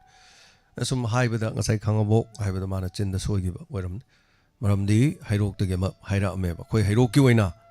ꯈꯔ ꯇꯧꯏ ꯍꯥꯏꯗꯅ ꯍꯥꯏꯔꯛꯑꯝꯃꯦꯕꯀꯣ ꯑꯗꯨꯅꯅꯤ ꯂꯥꯟ ꯂꯧꯕꯤꯕ ꯌꯥꯗꯦ ꯑꯣꯖꯥ ꯀꯦꯟꯗ꯭ꯔ ꯊꯦꯡꯛ ꯌꯨ ꯁꯣ ꯃꯆ ꯊꯥꯒꯠꯆꯔꯤ ꯇꯧꯔꯝꯗꯀꯣ ꯁꯔꯨꯛ ꯌꯥꯕꯤꯕ ꯑꯗꯨꯒ ꯑꯩꯈꯣꯏ ꯋꯥꯐꯝꯗ ꯑꯃꯅ ꯉꯥꯡꯈꯤꯕ ꯋꯥꯗ ꯑꯃꯅ ꯂꯥꯟꯅ ꯃꯥꯏ ꯋꯥꯐꯝꯗꯨ ꯂꯥꯜꯂꯤ ꯃꯥꯏꯗꯨꯅ ꯆꯨꯝꯃꯤ ꯀꯥꯏꯅ ꯍꯥꯏꯔꯒ ꯑꯋꯣꯛ ꯑꯊꯣꯝ ꯇꯧꯅꯕꯁꯦ ꯑꯩꯈꯣꯏ ꯇꯧꯅꯒꯨꯝꯁꯦꯕ ꯃꯗꯨꯅ ꯄ꯭ꯂꯦꯠꯐꯣꯝꯁꯤꯗ ꯍꯦꯟꯅ ꯐꯖꯗꯕ ꯍꯥꯏꯕꯗꯨꯝ ꯑꯣꯏꯍꯜꯂꯦ ꯑꯗꯨꯅ ꯍꯥꯏꯈꯤꯕꯗꯁꯨ ꯄꯥꯕꯨꯡꯅ ꯈꯥꯡꯉꯕꯣꯛ ꯍꯥꯏꯕꯗ ꯍꯩꯔꯣꯛ ꯁꯨꯝ ꯄꯟꯖꯟꯈꯤꯕ ꯁꯨꯝ खितंग सोइब खोप ओइरमनेन खल याम लान लौगुमसेना हाइतारे मरमदि मफम खरद अदुम थटपसु अदुम यावेबा अदो हुजि हुजि यौसंग थलेन कोइना थलिबा लमदो ख्वाइ फतब लमनेन हाइरुबदि लाले मरमदि पाबुंग मसामु फोन तौरमिदो पाबुंगी चरांगपात थटले हाइबसे पाबुंगी दो चरांगपाते नुपिम सामना हाइरमबने अदो पाबुंग जो हाइरमिदि अखोइ चरांगपात जो खरगा थटलेना अदो चरांगपात थटलेना चरांगपात ओक्तमने हाइबदि नतेदना मरमदि मिपुंग खुदिमक खुन चाउ खामबो खुन यम चाउ गेन खामबो काजे मि चाउरसान खुन चाउ लारिक लाइसु हाइबना लैरि पिक थन लैरि अदो मची इमदा करिमदा तोरकपा मतमदा हाइतारे दुबो हुजिकति लोय ओनसनदना यौसंग स्पोर्ट ओनजलेना तापिरकपन अदनो अदुना याम नैनरगुमसे ओजानसु वरोबिदना बनोरुकसरी अदुगो मेदम शांतिनसु तापिरे क्वाकेथेलोमददि थौरि थटपा अमत तौदरे हाइदना तापिरे सिमंगारेना फबा नुंगाइबा पाउदो सिनेबा कोइ मयाम खंगमिनसेबको अदुगा खोंजोम स्पोर्ट मीट मई सिबो कदाइदगी लौबिबनो अंद्रोरा नते अंद्रो नते मे अफोइ तुंग द थांगे इदुदि तो थांगे इजिनि थांगे पदो करिनो हाय कांदा खोंजोम गी केनो दुने कोइगी मणिपुर गी अमत ngairaba अथौब सिंगी हाबा तारे पौनब्र जबा से बोंफम लेबा अथौब के आगे थवाइ कटके मफम दुनि थागचरी तापिरप hello hello good afternoon sir तराम नोकचरी अहानबदा सारबु ताबीरिबा खुदिंगमक्पु पुंग पेलहनबा असावबो कयाबुसु फादरहनबा ngamba सारगी खोंजेल अदुगा मी हेक अहल लमन अंगांग खुदिंगमंगना तानिंगबा सारबु आइना आई युमदगी खोंग खुति थोंग सांगना खुरमजरली फोन तौजरैबा आइना थियाम लैथांग खोंगदगी थियाम रामनी सा सार आइना यावसंगा मरी लेनबा वाफमसिनने अखोई सिदा थौरी थटपसु तौदरे युमथोंगदा नाका थिंगसु तौदरे अदुगा अखोई मेजर ओइबा ओइखातिबा अंगांगना ममाय नमितने अबेर पाउडर नुंदा तैथलगा पुलप पुलप तबा गाड़ी यमदा मरी मरी अहुम तोंजलगा यांग यांग थोंगनबा अदैदि स्पोर्ट की मफम नबुदि कन लावी गाड़ी कन थौगनु अदै फोर ngaमगा नोइसु कन तौनी खोई असोपसु कन तौनी हादिनबुदि लावी लावना असुमाइना गाड़ी यांग यांग थौनबसे मसिमबदि नुवाइते साइगी अंगांग खोई नेचर ओइदिबा सही मपुंग फादिगना एक्टिबा अमदा मरी तोंजनबा दैली बाइक अमदा मरी तोंजनबा मंगा तोंजनबा अंगांग मंगा तोंजनबा यावे मकी सुम येंगबदा नुवाइजदे सुम बसिंगसे खितंग अहल मन थिंगहानिंगी थबल चोंगबा हाइबदो खोई ममांग कोलर सिंगनसु पुखनगरे थबल चोंगबसि ngana चोंगगा ngana लोसंबा पामी थबल चोंगबा सिंबदि पामदे थबल चोंगबा हाइबसिदि अग्री हंजन चोंगबा हाइबना अखोई मैथै हाइगदरा मणिपुर की कंगै पाकी हाइगदरा अतिगी मागी नात यावगा लाखबनी अदुगा दिक मतंगी यामना हेक्ता म्यूजिक अहोबा ममल अयामबा मंगाल लाइट मयाम सिजनरगा हामियंग वाइनबगी मुख खैमोगा केक लाव तुई हाइबगी फिवंदा या चंगबदगी थांगलगा बौदि थांगलगा थाबंजो थोलकपना पुंग मापन मखा तरा तागा थोलकबा अदुदि पामद्रे अइसु अदुगा अतोपो फोन कोई रिलीफ कैम्प दा लेबा मीसिंग ꯂꯩꯔꯤꯕ ꯃꯐꯝꯗꯨꯗꯒꯤ ꯃꯤꯡ ꯀꯛꯑꯦ ꯃꯐꯝ ꯍꯣꯡꯉꯦ ꯃꯣꯏꯕꯨ ꯒꯣꯔꯃꯦꯟ ꯄꯣꯁ ꯐꯪꯕ ꯁꯥꯔꯚꯤꯁ ꯐꯪꯕ ꯃꯤ ꯑꯗꯨꯃꯥꯏꯅ ꯇ꯭ꯔꯥꯟꯁꯐꯔ ꯆꯠꯊꯣꯛ ꯆꯠꯁꯤꯟ ꯇꯧꯒꯗ꯭ꯔꯥ ꯂꯩꯔꯤꯕ ꯃꯐꯝꯗꯨꯗ ꯂꯩꯔꯤ ꯑꯗꯨꯒ ꯃꯣꯏ ꯀꯔꯤꯗꯧꯕꯩꯅꯣ ꯀꯛꯊꯣꯛ ꯀꯛꯁꯤꯟ ꯇꯧꯁꯦ ꯃꯣꯏꯅ ꯍꯣꯡꯗꯣꯛ ꯍꯣꯡꯖꯤꯟ ꯃꯣꯏ ꯆꯠꯄꯒꯤꯔ ꯀꯩꯗꯧꯕꯩꯅꯣ ꯃꯣꯏ ꯀꯛꯊꯣꯛ ꯀꯛꯁꯤꯟ ꯇꯧꯔꯤꯁꯦ ꯁꯤꯃ ꯈꯪꯖꯗꯕ ꯑꯗꯨꯒꯤ ꯁꯨꯝ ꯁꯥꯔꯒꯤ ꯊꯣꯡꯗ ꯁꯥꯔꯅ ꯂꯣꯏ ꯈꯪꯉꯝꯅꯤꯅ ꯍꯥꯏꯖꯕꯗꯤ ꯅꯠꯆꯗꯦꯀꯣ ꯊꯣꯡꯗ ꯑꯩꯈꯣꯏ ꯇꯥꯕꯤꯔꯤꯕ ꯃꯌꯥꯝ ꯄꯨꯝꯅꯃꯛ ꯈꯪꯃꯤꯟꯅꯅꯕ ꯀꯔꯤꯒꯨꯝꯕ ꯃꯔꯤ ꯂꯩꯅꯕ ꯁꯤꯡ ꯇꯥꯕꯤꯔꯝꯃꯒꯁꯨ ꯈꯪꯕꯤꯅꯕ ꯍꯥꯏꯗꯅ ꯇꯧꯖꯕꯅꯤ ꯃꯁꯤ ꯅꯨꯡꯉꯥꯏꯇꯦ ꯃꯣꯏꯁꯤꯡꯗꯨꯅ ꯃꯣꯏ ꯀꯛꯄꯒꯤ ꯃꯔꯝ ꯀꯩꯀꯩꯒꯤ ꯅꯨꯡꯉꯥꯏꯇꯕꯒꯤ ꯄꯥꯎꯗꯝ ꯀꯩꯗꯧꯕꯅꯣ ꯑꯗꯨ ꯇꯥꯕꯗꯁꯨ खितंग अखोई नुमाइतम फाउ अखोई ngasi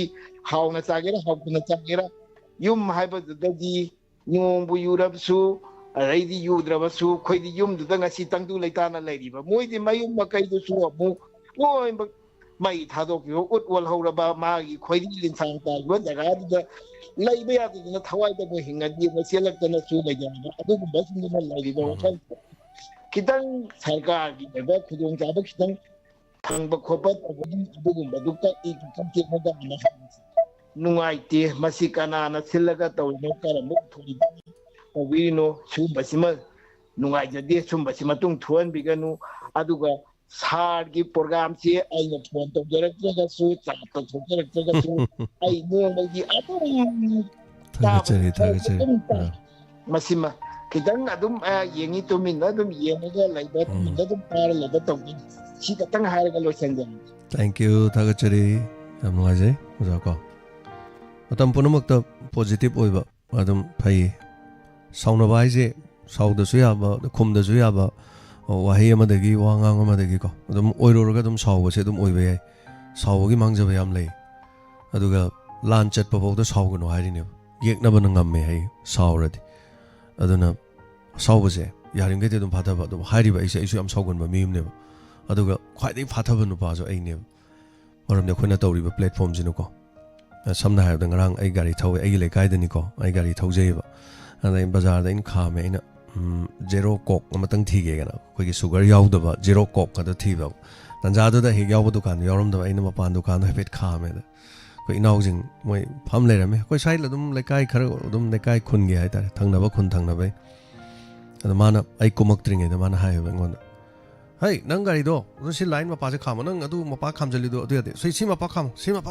Hey, my one high. I come there, Boko. At the Ainamo on the highway. Aina come is in my tiny neighbor, and me to draw. Han Aina come is in a highway moment. A day, me do I Uropanina, Dazims Nina on the hike and the mato put it talk her name. Although Aina Kitang can high give the mana I do keep the Macong name. Aina Hiram Tadi Marketing war is Dazim Swang to hide in him. I came combideva in a man Hirakodo. In Oxawarobiade, I see queer ruin a carminedo, Yoxanginum, Garisum the lacte, Misum the lacte, Sroke me I should not day. I bought them Tangabra hung a proper chaladone and Hivacoin. I know no pet or happen in it. In Oxing the night that Sakui Dazim Skiwakoi, Sidanina saying what us guy and Masaki and Hangsington. I saw get that I saw him behave, but I know do the sour cake and do know. What in you guys example? I don't know as I go a kendra so I tell Pabung can high with a soible later mugs. Pabung the Kanga toin and a Kalakan excuse I tell them talks him. Or am the Quema Coctanim. My time a sin punsin of a other kind of canana quick and up on Durigi. I see a quite a toy no quite a toy with Todox, a quick pun by other. Kitanga Manikitang Sao give the net over them Taneo. Group am same give a group to give leadership kara give the leadership kara duna dum ataizu uda baira khangde de ataizu anobo ining baira khangde ani tholani ahum tholani mari tholani koi loin khanga bo ani ko se punomax thagachari tension jage matam punomak to ko positive adam khar ka oise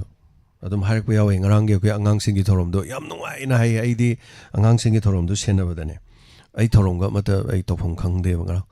Kari Harakani Kedorokanian, Nungazabagi Nuxizabagiko, Quimayam Sinati, Nuxizani Olen, Wakari Mayam, no pisa and a cotton toido. Kanaguma Kanga Bakrani and whether the Pakta by Oido never. As I notice you Pak de Nigan, Kangdo never. Mimi Giwakanje, Mayam Layo. Ado positive and negative to Kanani here, Lenny and Ganda. Positive na 99 oil, negative na 1 oil. Aduna, a quidum skipped away. ꯀꯩꯝ ꯈꯟꯗꯦꯕ ꯑꯗ ꯑꯩꯈꯣꯏꯒꯤꯗꯤ ꯑꯩꯈꯣꯏ ꯊꯧꯅꯦꯕ ꯀꯔꯤꯅꯣ ꯍꯥꯏꯀꯥꯟꯗ ꯇꯥꯕꯤꯔꯤꯕ ꯐꯦꯃꯤꯂꯤꯁꯇ ꯌꯥꯎꯔꯤꯕ ꯃꯁꯛ ꯈꯪꯕꯤꯔꯕ ꯃꯌꯥꯝ ꯄꯨꯝꯅꯃꯛ ꯃꯈꯣꯏꯕꯨ ꯅꯨꯡꯉꯥꯏꯍꯟꯅꯕꯒꯤꯗꯃꯛ ꯑꯩꯈꯣꯏꯅ ꯌꯣꯡ ꯁꯥꯖꯕꯅꯦꯕ ꯑꯩꯈꯣꯏꯒꯤꯁꯤꯗ ꯅꯣꯡꯃꯇ ꯌꯥꯎꯗ꯭ꯔꯕ ꯑꯩꯈꯣꯏꯗ ꯅꯣꯡꯃꯇ ꯑꯩꯈꯣꯏꯗ ꯋꯥꯍꯩ ꯑꯃꯇ ꯍꯥꯏꯗ꯭ꯔꯕ ꯅꯣꯡꯃꯇ ꯑꯩꯈꯣꯏꯒꯤ ꯃꯐꯝ ꯑꯃꯠꯇ ꯃꯈꯣꯏꯒꯤ ꯊꯃꯣꯏꯗ ꯄꯤꯕꯤꯗ꯭ꯔꯕ ꯑꯩꯈꯣꯏꯕꯨ ꯃꯁꯛ ꯈꯪꯕꯤꯗ꯭ꯔꯕ ꯃꯤꯁꯤꯡ ꯑꯗꯨꯒꯤꯗꯃꯛ ꯃꯈꯣꯏꯗ ꯊꯤꯅ ꯉꯥꯡꯉꯛꯄ ꯃꯇꯝꯗ ꯑꯩꯈꯣꯏꯅ ꯃꯉꯣꯏꯗ ꯑꯣꯟꯁꯤꯜꯂꯒ ꯆꯤꯟꯅ ꯈꯨꯝꯕꯒꯤ ꯃꯇꯝ ꯐꯥꯎꯕ ꯑꯩꯈꯣꯏꯗ ꯂꯩꯖꯗꯦꯕ ꯑꯩꯈꯣꯏꯅ ꯋꯥꯖꯔꯤꯕꯗꯤ ꯑꯩꯈꯣꯏꯒꯤꯅꯤ ꯍꯥꯏꯗꯨꯅ ꯑꯩꯈꯣꯏꯅ ꯇꯧꯖꯔꯤꯕ ꯑꯩꯈꯣꯏꯅ ꯌꯣꯡ ꯁꯥꯕ ꯃꯇꯝꯗ ꯑꯩꯈꯣꯏꯅ ꯃꯤ ꯁꯥꯕ ꯃꯇꯝꯗ ꯑꯩꯈꯣꯏꯅ ꯍꯣꯠꯅꯖꯕ ꯃꯇꯝꯗ ꯑꯩꯈꯣꯏꯅ ꯃꯇꯦꯡ ꯄꯥꯡꯖꯕ ꯃꯇꯝꯗ ꯃꯇꯦꯡ ꯄꯥꯡꯉꯛꯇ꯭ꯔꯒꯁꯨ ꯑꯩꯈꯣꯏꯅ ꯇꯧꯖꯔꯤꯕ ꯈꯔ ꯑꯗꯨꯗ ꯈꯨꯕꯥꯛ ꯈꯨꯕꯤꯔꯤꯕꯁꯤꯡꯗꯣ ꯑꯩꯈꯣꯏꯒꯤꯗꯤ ꯂꯥꯏꯅꯤ ꯑꯩꯈꯣꯏꯒꯤꯗꯤ ꯏꯁꯣꯔꯅꯤ ꯑꯩꯈꯣꯏꯒꯤꯗꯤ ꯂꯥꯏꯒꯤ ꯃꯆꯥꯁꯤꯡꯅꯦꯕ ꯃꯈꯣꯏꯅ ꯌꯥꯕꯗꯣ ꯑꯩꯈꯣꯏꯒꯤꯗꯤ ꯃꯥꯏ ꯄꯥꯛꯄꯅꯦꯕ ꯅꯣꯡꯃꯇꯁꯨ ꯆꯪꯉꯛꯇꯕ ꯅꯣꯡꯃꯇꯁꯨ ꯌꯥꯎꯗꯕ ꯅꯣꯡꯃꯇꯁꯨ ꯑꯩꯈꯣꯏꯅ ꯇꯧꯔꯤꯕ ꯊꯕꯛ ꯊꯧꯔꯝꯁꯤꯗ ꯍꯥꯏꯕ ꯇꯥꯔꯦ ꯂꯥꯟ ꯑꯁꯤꯗ ꯗꯥꯏꯃꯟ ꯗꯣꯅꯔꯁꯅ ꯑꯗꯨꯒ ꯗꯥꯏꯃꯟ ꯐꯦꯃꯤꯂꯤꯅ ꯍꯣꯠꯅꯗꯅ ꯍꯧꯖꯤꯛꯐꯥꯎꯗ 33 lakhs ꯃꯇꯦꯡ ꯄꯥꯡꯗꯅ ꯍꯣꯠꯅꯕꯗ ꯍꯥꯏꯕ ꯇꯥꯔꯦ ꯄꯩꯁꯥ ꯄꯨꯊꯣꯔꯛꯇ꯭ꯔꯁꯨ ꯋꯥꯐꯝ ꯑꯃꯇꯪ ꯌꯥꯎꯕꯤꯗꯅ ꯂꯥꯏꯐꯇꯒ ꯆꯪꯕꯤꯔꯛꯇꯅ ꯈꯨꯠ ꯊꯥꯡꯒꯠꯂꯛꯇꯅ ꯌꯥꯎꯗ꯭ꯔꯕ ꯃꯤꯗꯣ ꯑꯩꯈꯣꯏ ꯅꯨꯡꯁꯤꯕ ꯅꯠꯇꯦꯕ ꯃꯈꯣꯏꯗꯣ ꯑꯩꯈꯣꯏꯕꯨ ꯌꯦꯡꯁꯤꯟꯅꯕꯅꯦꯕ ꯌꯦꯡꯁꯤꯟꯖꯖꯅꯨ ꯑꯩꯈꯣꯏꯗ ꯃꯥꯡꯕ ꯀꯔꯤꯝ ꯂꯩꯇꯦ ꯍꯥꯏꯖꯔꯛꯁꯅꯨ ꯑꯊꯤꯕ ꯋꯥ ꯆꯩꯔꯛꯁꯅꯨ ꯐꯖꯗꯕ ꯋꯥꯍꯩ ꯉꯥꯡꯖꯔꯛꯁꯅꯨ ꯑꯩꯈꯣꯏꯅ ꯑꯩꯈꯣꯏꯒꯤ ꯅꯥꯀꯣꯡꯗ ꯍꯥꯞꯇꯦꯕ ꯑꯩꯈꯣꯏꯒꯤ ꯀꯣꯛꯇ ꯍꯥꯞꯇꯦꯕ ꯃꯗꯨ ꯍꯥꯞꯄꯒꯤ ꯃꯇꯝ ꯑꯩꯈꯣꯏꯗ ꯁꯪꯗꯦꯕ ꯑꯩꯈꯣꯏꯗꯤ ꯍꯣꯠꯅꯈꯤꯅꯤ ꯀꯅꯥꯒꯤꯗꯃꯛ ꯑꯩꯈꯣꯏ ꯋꯥꯕꯤꯔꯤꯕ ꯋꯥꯖꯔꯤꯕ ꯇꯧꯖꯔꯤꯕ ꯃꯌꯥꯝ ꯄꯨꯝꯅꯃꯛ ꯑꯩꯈꯣꯏꯅ ꯁꯛꯈꯪꯗꯕ ꯑꯩꯈꯣꯏ ꯗꯣꯅꯔꯁꯇ ꯌꯥꯎꯗ꯭ꯔꯁꯨ ꯑꯩꯈꯣꯏꯅ ꯇꯣꯉꯥꯟ ꯇꯣꯉꯥꯟꯕ ꯃꯇꯦꯡ ꯄꯥꯡꯕ ꯉꯝꯖꯔꯤꯕꯁꯤꯡ ꯑꯁꯦ ꯃꯔꯝ ꯆꯥꯕ ꯃꯐꯝꯁꯤꯡꯗ ꯃꯇꯦꯡ ꯄꯥꯡꯖꯕꯗ ꯃꯌꯥꯝꯅ ꯈꯨꯕꯥꯛ ꯈꯨꯕꯤꯕ ꯈꯨꯠ ꯊꯥꯡꯒꯠꯄꯤꯕꯁꯤꯡꯗꯣ ꯃꯌꯥꯝꯅ ꯌꯥꯔꯗꯤ ꯑꯩꯈꯣꯏꯒꯤꯗꯤ ꯌꯥꯔꯦ ꯁꯨꯃꯥꯏꯅ ꯇꯧꯗꯅ ꯑꯩꯈꯣꯏꯕꯨ ꯅꯨꯡꯁꯤꯕꯤꯕ ꯃꯌꯥꯝ ꯑꯁꯦ ꯂꯩꯔꯤꯕ ꯄꯨꯝꯅꯃꯛꯁꯤꯗꯒꯤ ꯍꯧꯖꯤꯛ ꯐꯥꯎꯕꯗꯤ ꯏꯁꯣꯔꯅ ꯆꯥꯟꯗꯅ ꯆꯦꯅꯦꯜ ꯈꯨꯗꯤꯡꯃꯛꯇꯒꯤ ꯃꯁꯤꯡ ꯌꯥꯝꯕꯁꯤꯡꯒꯤ ꯃꯅꯨꯡ ꯆꯜꯂꯒ ꯍꯧꯖꯤꯛ ꯐꯥꯎꯕꯗꯤ ꯃꯥꯏ ꯄꯥꯛꯅ ꯆꯪꯁꯤꯟꯖꯔꯤ ꯑꯗꯨꯃꯛ ꯆꯪꯁꯤꯟꯖꯒꯦ ꯃꯌꯥꯝꯅ ꯁꯣꯏꯕ ꯈꯣꯠꯄꯗꯁꯨ ꯉꯥꯡꯕꯤꯔꯛꯄꯗ ꯑꯩꯈꯣꯏ ꯇꯔꯥꯝꯅ ꯂꯣꯛꯆꯩ ꯑꯗꯨꯝ ꯑꯣꯛꯆꯩ ꯑꯗꯨꯅ ꯇꯦꯟꯁꯤꯟꯖꯕꯗ ꯑꯔꯣꯏꯕꯗ ꯍꯥꯏꯖꯅꯤꯡꯕꯗꯤ ꯑꯩꯈꯣꯏ ꯈꯖꯤꯛꯇꯪ ꯄꯣꯖꯤꯇꯤꯚ ꯑꯣꯏꯁꯦ ꯁꯥꯎꯕꯁꯦ ꯌꯥꯝ ꯊꯨꯅ ꯁꯥꯎꯕꯁꯦ ꯌꯥꯝ ꯃꯥꯡꯖꯕꯅꯦ ꯑꯗꯨꯅ ꯈꯔ ꯇꯞꯊꯁꯦ ꯍꯥꯏꯇꯥꯔꯦ ꯑꯗꯨꯅ ꯇꯦꯟꯁꯤꯟꯖꯔꯤꯀꯣ ꯃꯊꯪ ꯀꯣꯂꯔ ꯀꯔꯤ ꯍꯥꯏꯔꯦ ꯑꯗꯨ ꯑꯃꯨꯛ ꯇꯥꯃꯤꯟꯅꯁꯦꯕ ꯍꯜꯂꯣ ꯃꯤꯡ ꯑꯃꯗꯤ ꯂꯩꯐꯝ ꯍꯥꯏꯕꯤꯁꯤ ꯍꯜꯂꯣ ꯁꯥꯔ ꯂꯧꯔꯦꯝꯕꯝꯗꯩꯅꯦ ꯂꯧꯔꯦꯝꯕꯝꯗꯒꯤ ꯀꯅꯥꯅꯣ ꯂꯧꯔꯦꯝꯕꯝꯗꯒꯤ ꯁꯃꯥ ꯀꯧꯖꯩꯌꯦ ꯇꯔꯥꯝꯅ ꯑꯣꯛꯆꯔꯤ ꯆꯍꯤ ꯀꯌꯥ ꯁꯨꯔꯒꯦ ꯂꯧꯔꯦꯝꯕꯝꯗꯒꯤ ꯏꯃꯥ ꯁꯃꯥꯁꯦ ꯈꯨꯝꯈꯤꯗ꯭ꯔꯦꯅꯦ ꯆꯍꯤ 60ꯃꯨꯛ ꯁꯨꯔꯝꯃꯅꯤ ꯁꯥꯔ ꯀꯔꯤ ꯋꯥꯐꯝ ꯍꯥꯏꯕꯤꯅꯤꯡꯒꯦ ꯉꯁꯤ ꯀꯣꯜ ꯇꯧꯕꯤꯔꯛꯄ ꯇꯥꯛꯄꯤꯌꯨ ꯀꯔꯤ ꯍꯥꯏꯕꯤꯅꯤꯡꯉꯤ ꯁꯥꯔ ꯑꯩꯅ ꯀꯩꯅꯣꯗ ꯑꯩꯅ ꯉꯍꯥꯟ ꯇꯥꯡ 12 ꯑꯗꯥꯏꯗ ꯑꯩ ꯀꯩꯅꯣ ꯗꯣꯂꯔꯗꯤ ꯂꯨꯄꯥ 500ꯗꯪ ꯍꯥꯞꯆꯈꯤꯕꯅꯦ ꯁꯥꯔ ꯑꯩꯅ ꯑꯉꯝꯕ ꯈꯔ ꯍꯥꯞꯆꯈꯤꯕꯅꯦ ꯑꯗꯨ ꯌꯧꯕꯤꯔꯛꯄ꯭ꯔꯥꯅ ꯍꯪꯖꯒꯦ ꯇꯧꯕꯅꯦ ꯁꯥꯔ ꯑꯗꯨꯗꯤ ꯁ꯭ꯀ꯭ꯔꯤꯟ ꯁꯣꯠ ꯑꯃꯇꯪ ꯊꯥꯍꯟꯕꯤꯔꯛꯑꯣ ꯀꯅꯥꯒꯤ ꯑꯦꯀꯥꯎꯟꯗꯅꯣ ꯍꯥꯏꯕꯗꯤ ꯈꯪꯉꯔꯣꯏ ꯑꯩꯈꯣꯏꯅ ꯍꯧꯖꯤꯛꯈꯛ ꯍꯥꯏꯕꯤꯔꯛꯑꯕꯅꯤꯅꯀꯣ ꯁꯦꯡꯃꯥꯏ ꯕꯣꯔꯖꯦꯟꯗ ꯑꯣꯏꯅ ꯑꯩꯅ ꯂꯥꯛꯄꯗꯤ ꯉꯝꯖꯗ꯭ꯔꯕꯅꯤꯅ ꯁꯦꯡꯃꯥꯏ ꯕꯣꯔꯖꯦꯟꯗ ꯑꯣꯏꯅ ꯁꯤꯟꯅꯔꯝꯃꯦꯕ ꯑꯩꯈꯣꯏꯒꯤ ꯕꯣꯔꯖꯦꯟꯗ ꯁꯤꯟꯅꯔꯝꯃꯦ ꯍꯥꯏꯕꯤꯔꯤꯔꯣ ꯕꯣꯔꯖꯦꯟꯗ ꯁꯤꯟꯅꯔꯝꯃꯦ ꯑꯗꯒꯤ ꯑꯩꯅ ꯁꯥꯔꯗꯁꯨ ꯐꯣꯟ ꯇꯧꯕꯗ ꯕꯣꯔꯖꯦꯟꯗ ꯁꯤꯟꯅꯕꯤꯌꯨ ꯍꯥꯏꯕꯗꯨꯗ ꯀꯩꯁꯨ ꯀꯥꯏꯗꯦ ꯑꯩꯈꯣꯏ ꯍꯪꯖꯔꯒꯦ ꯑꯗꯣ ꯏꯃꯥꯏ ꯃꯤꯡꯗꯣ ꯀꯔꯤ ꯍꯥꯏꯕ ꯏꯃꯥꯏ ꯃꯤꯡꯗꯣ ꯁꯃꯥ ꯑꯗꯣ ꯁꯨꯝ ꯍꯥꯏꯗꯤ ꯌꯧꯔꯛꯄ꯭ꯔꯥꯅ ꯍꯪꯖꯕꯅꯤ ꯁꯥꯔ ꯑꯩꯁꯨ ꯑꯉꯝꯕ ꯈꯔ ꯌꯥꯝꯕꯗꯤ ꯍꯥꯞꯆꯕ ꯉꯝꯖꯗ꯭ꯔꯦ ꯀꯩꯁꯨ ꯀꯥꯏꯗꯦ ꯑꯗꯣ ꯍꯪꯖꯔꯒꯦ ꯑꯉꯥꯡꯁꯤꯡꯒ ꯂꯩꯔꯝꯒꯅꯤ ꯑꯗꯨꯝ ꯀꯩꯅꯣ ꯇꯧꯔꯝꯒꯅꯤ ꯀꯣ ꯑꯗꯨꯝ ꯍꯪꯖꯔꯒꯦ ꯑꯗꯣ ꯏꯃꯥꯗ ꯍꯣꯔꯦꯟ ꯑꯃꯨꯛ ꯀꯣꯜ ꯇꯧꯔꯒ ꯑꯩꯈꯣꯏ ꯍꯥꯏꯖꯔꯛꯑꯒꯦ ꯀꯣ ꯍꯣꯏ ꯁꯥꯔ ꯑꯗꯣ ꯑꯩꯅꯗꯤ ꯍꯜꯂꯤ ꯏꯁꯩꯗꯤ ꯌꯥꯎꯁꯪ ꯃꯇꯝ ꯌꯧ ꯍꯜꯂꯤ ꯏꯁꯩꯗꯤ ꯑꯝꯇꯪꯗꯤ ꯁꯛꯆꯅꯤꯡꯕ ꯑꯗꯨ ꯁꯨꯐꯪ ꯐꯪꯗꯕ ꯗꯣꯂꯔ ꯐꯣꯟꯁꯦ ꯁꯨꯐꯪ ꯐꯪꯖꯗꯕ ꯑꯗꯨꯕꯨ ꯃꯗꯨꯒꯤ ꯃꯇꯝꯗꯨꯗꯗꯤ ꯁꯛꯄꯗꯨ ꯐꯪꯗꯦꯅ ꯍꯥꯏꯔꯕꯅꯤꯅ ꯃꯥꯗꯤ ꯀꯔꯤ ꯎꯄꯥꯏꯗꯤ ꯂꯩ ꯑꯗꯣ ꯑꯩꯈꯣꯏꯒꯤ ꯑꯗꯨꯒꯤ ꯃꯇꯝꯗꯨꯗ ꯅꯠꯇ꯭ꯔꯗꯤ ꯑꯃꯨꯛ ꯁꯛꯄꯗꯨ ꯌꯥꯔꯔꯣꯏꯗꯣꯏꯅꯤꯗꯣ ꯑꯗꯣ ꯏꯃꯥ ꯅꯣꯡꯃ ꯑꯩꯈꯣꯏꯒꯤ ꯐꯪꯁꯟꯒꯨꯝꯕ ꯇꯧꯕꯗ ꯅꯣꯡꯃ ꯁꯣꯏꯗꯅ ꯁꯛꯄꯤꯌꯣ ꯐꯪꯁꯟꯗꯗꯤ ꯐꯪꯉꯤ ꯍꯥꯏꯕ ꯂꯩꯔꯔꯣꯏ ꯀꯣ ꯐꯪꯁꯟꯗꯒꯨꯝꯕ ꯑꯃꯨꯛꯇꯪ ꯁꯛꯄꯤꯔꯗꯤ ꯅꯨꯡꯉꯥꯏꯗꯣꯔꯤꯅꯤ 이마기도 샤마 해보고 샤마 500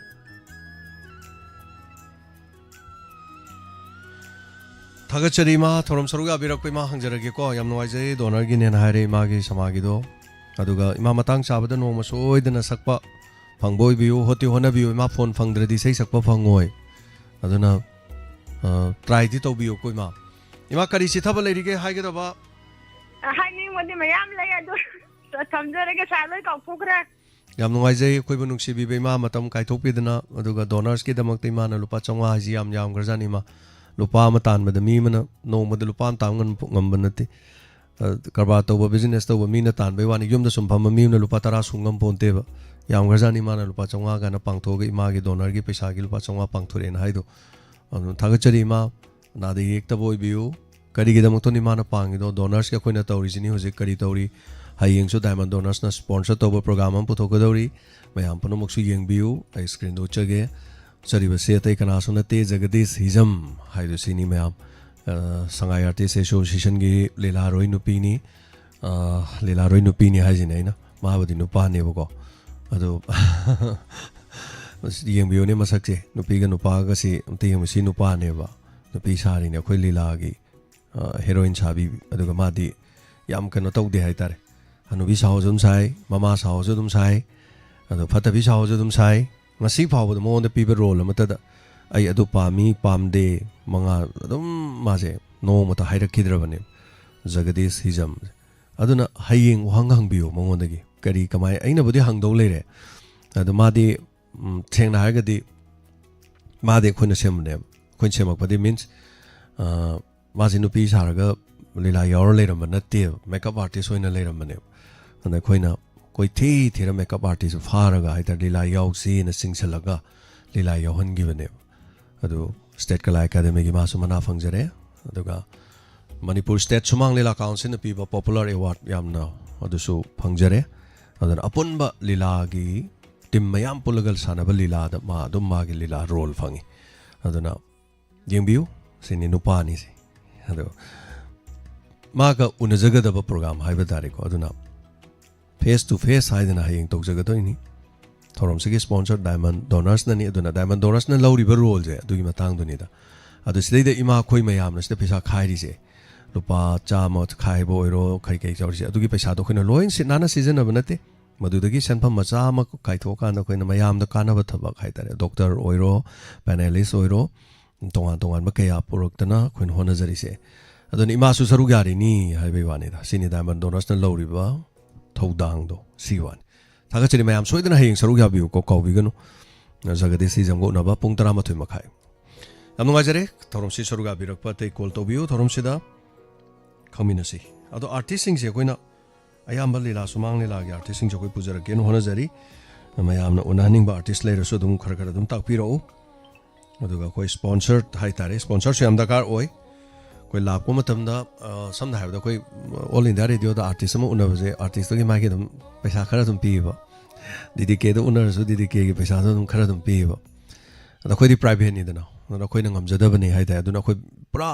la abani na koi su koi mai kai de khara khudol tamja doi ne aduna jem sagur jamna kari hai tare lakpo gan da yongsak pira ge da thagal le yongsak tu dum yam da zulu pachanga gi dum lairi ni hai tare koi sonda langon sai da phangba yongsak matam gi hai tare ai o morok pi ba haribo pi ba adagi mana masing pi ba plus khara thautungi smai dum taujabani mafam asida lagan magi punchi wari liba du da koi gi sita na imphal de gi natraga magi yum du di sibo haida birak pagi da ma khai batare fees kitang bijabani da adun tension jage mayam support to biu wang hang biu hayeng adu khudong chaba leini interview to kana koi khaktan wang hang hoeba mayam so wang hang bai khudong chaba le wang di ten hang biu maram di matam laudana ba khoi gi mayam gi wang gi round leizare na torkane ba khoina han da khoina hangani hojik mayam gi wang gi round leizare wang hang biro gana adun madi khudong chab slow biu hello minga madi lai form habis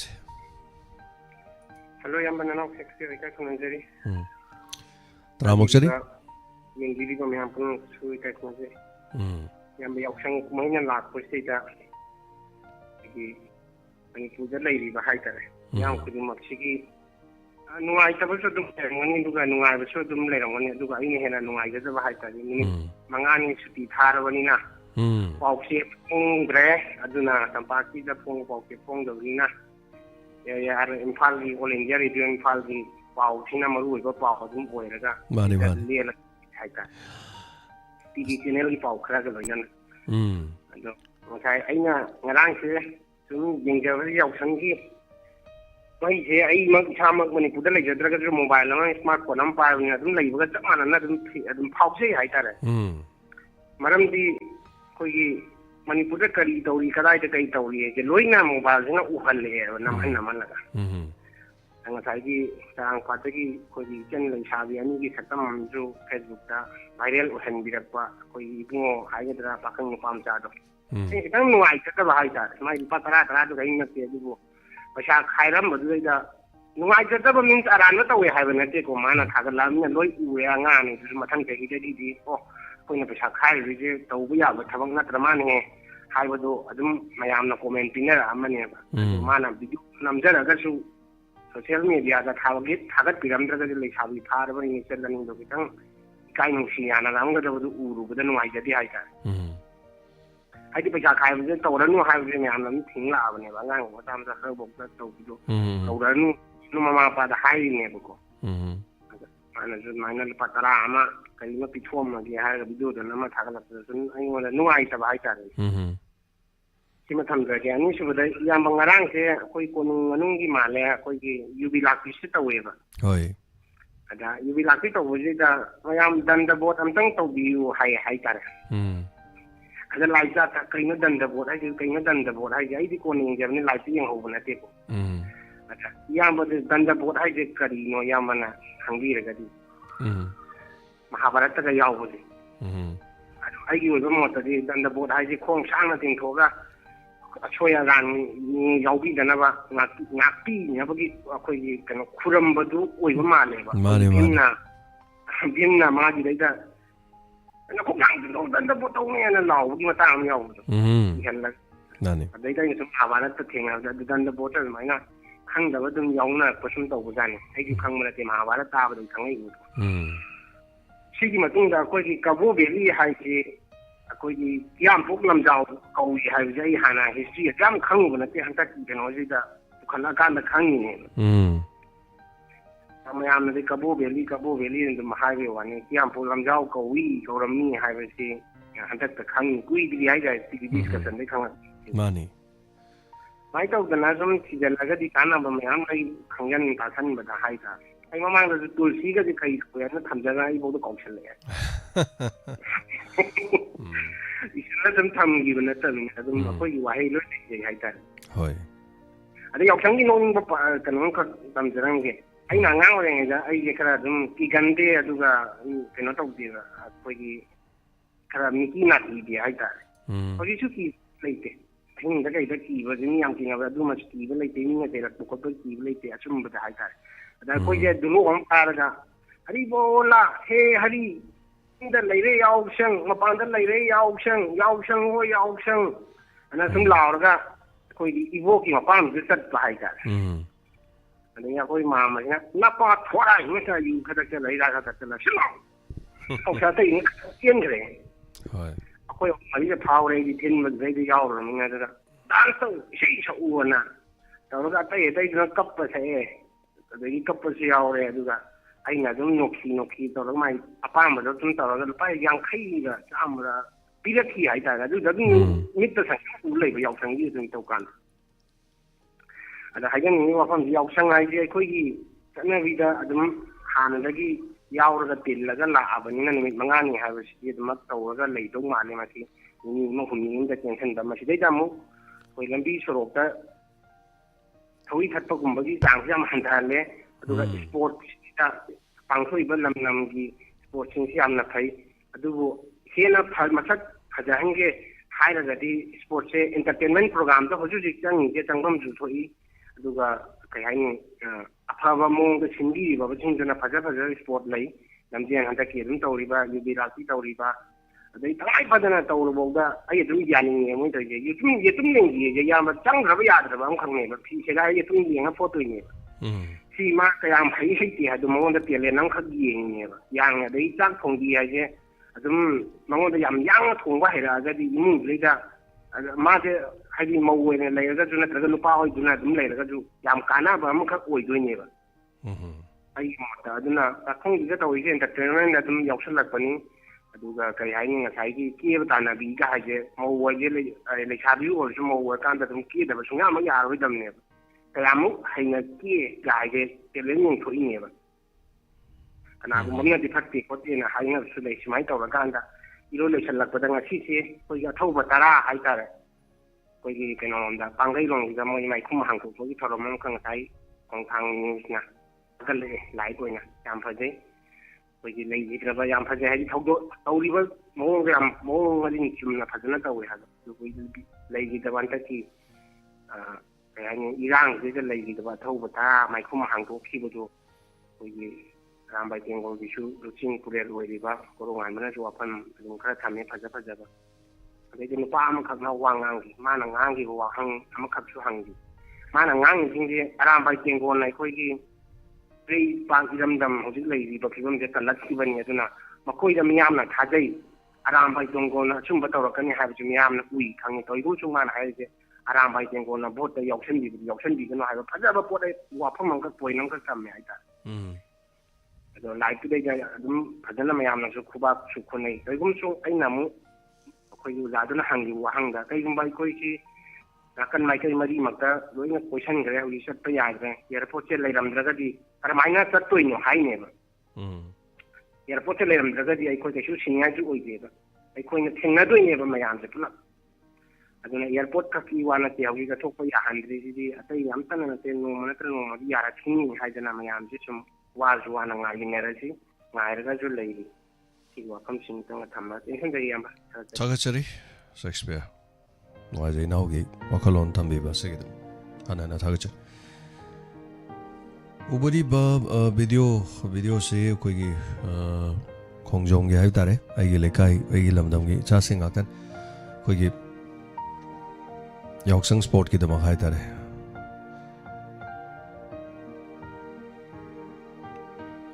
hello hello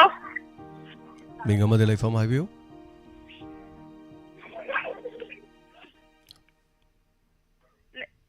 ꯀꯩꯗꯧꯔꯒꯦ ꯇꯨꯃꯤꯟ ꯂꯩꯔꯗꯤ ꯀꯩꯗꯧꯔꯒꯦ ꯃꯤꯡ ꯍꯥꯏꯕꯤꯌꯨ ꯂꯩꯔꯣꯡꯊꯦꯟꯗꯒꯤꯅꯦ ꯂꯩꯔꯣꯡꯊꯦꯟꯗꯒꯤꯅꯦ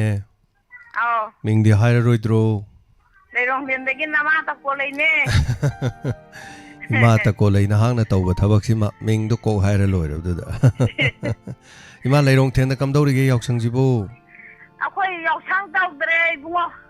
ꯀꯩꯗꯧꯔꯕ ꯑꯉꯥꯡꯈꯩ sport ꯑꯣꯏꯅ ꯇꯧꯔꯦ ꯀꯩꯅꯣ ꯕꯣꯜ ꯑꯣꯏꯅ ꯌꯥꯝ ꯐꯩ ꯊꯧꯔꯤ ꯊꯠꯄꯤꯒ ꯇꯧꯕꯤꯒ ꯑꯩꯈꯣꯏ ꯑꯃꯠꯇ ꯇꯧꯗ꯭ꯔꯦ ꯑꯉꯥꯡꯈꯩ ꯑꯗ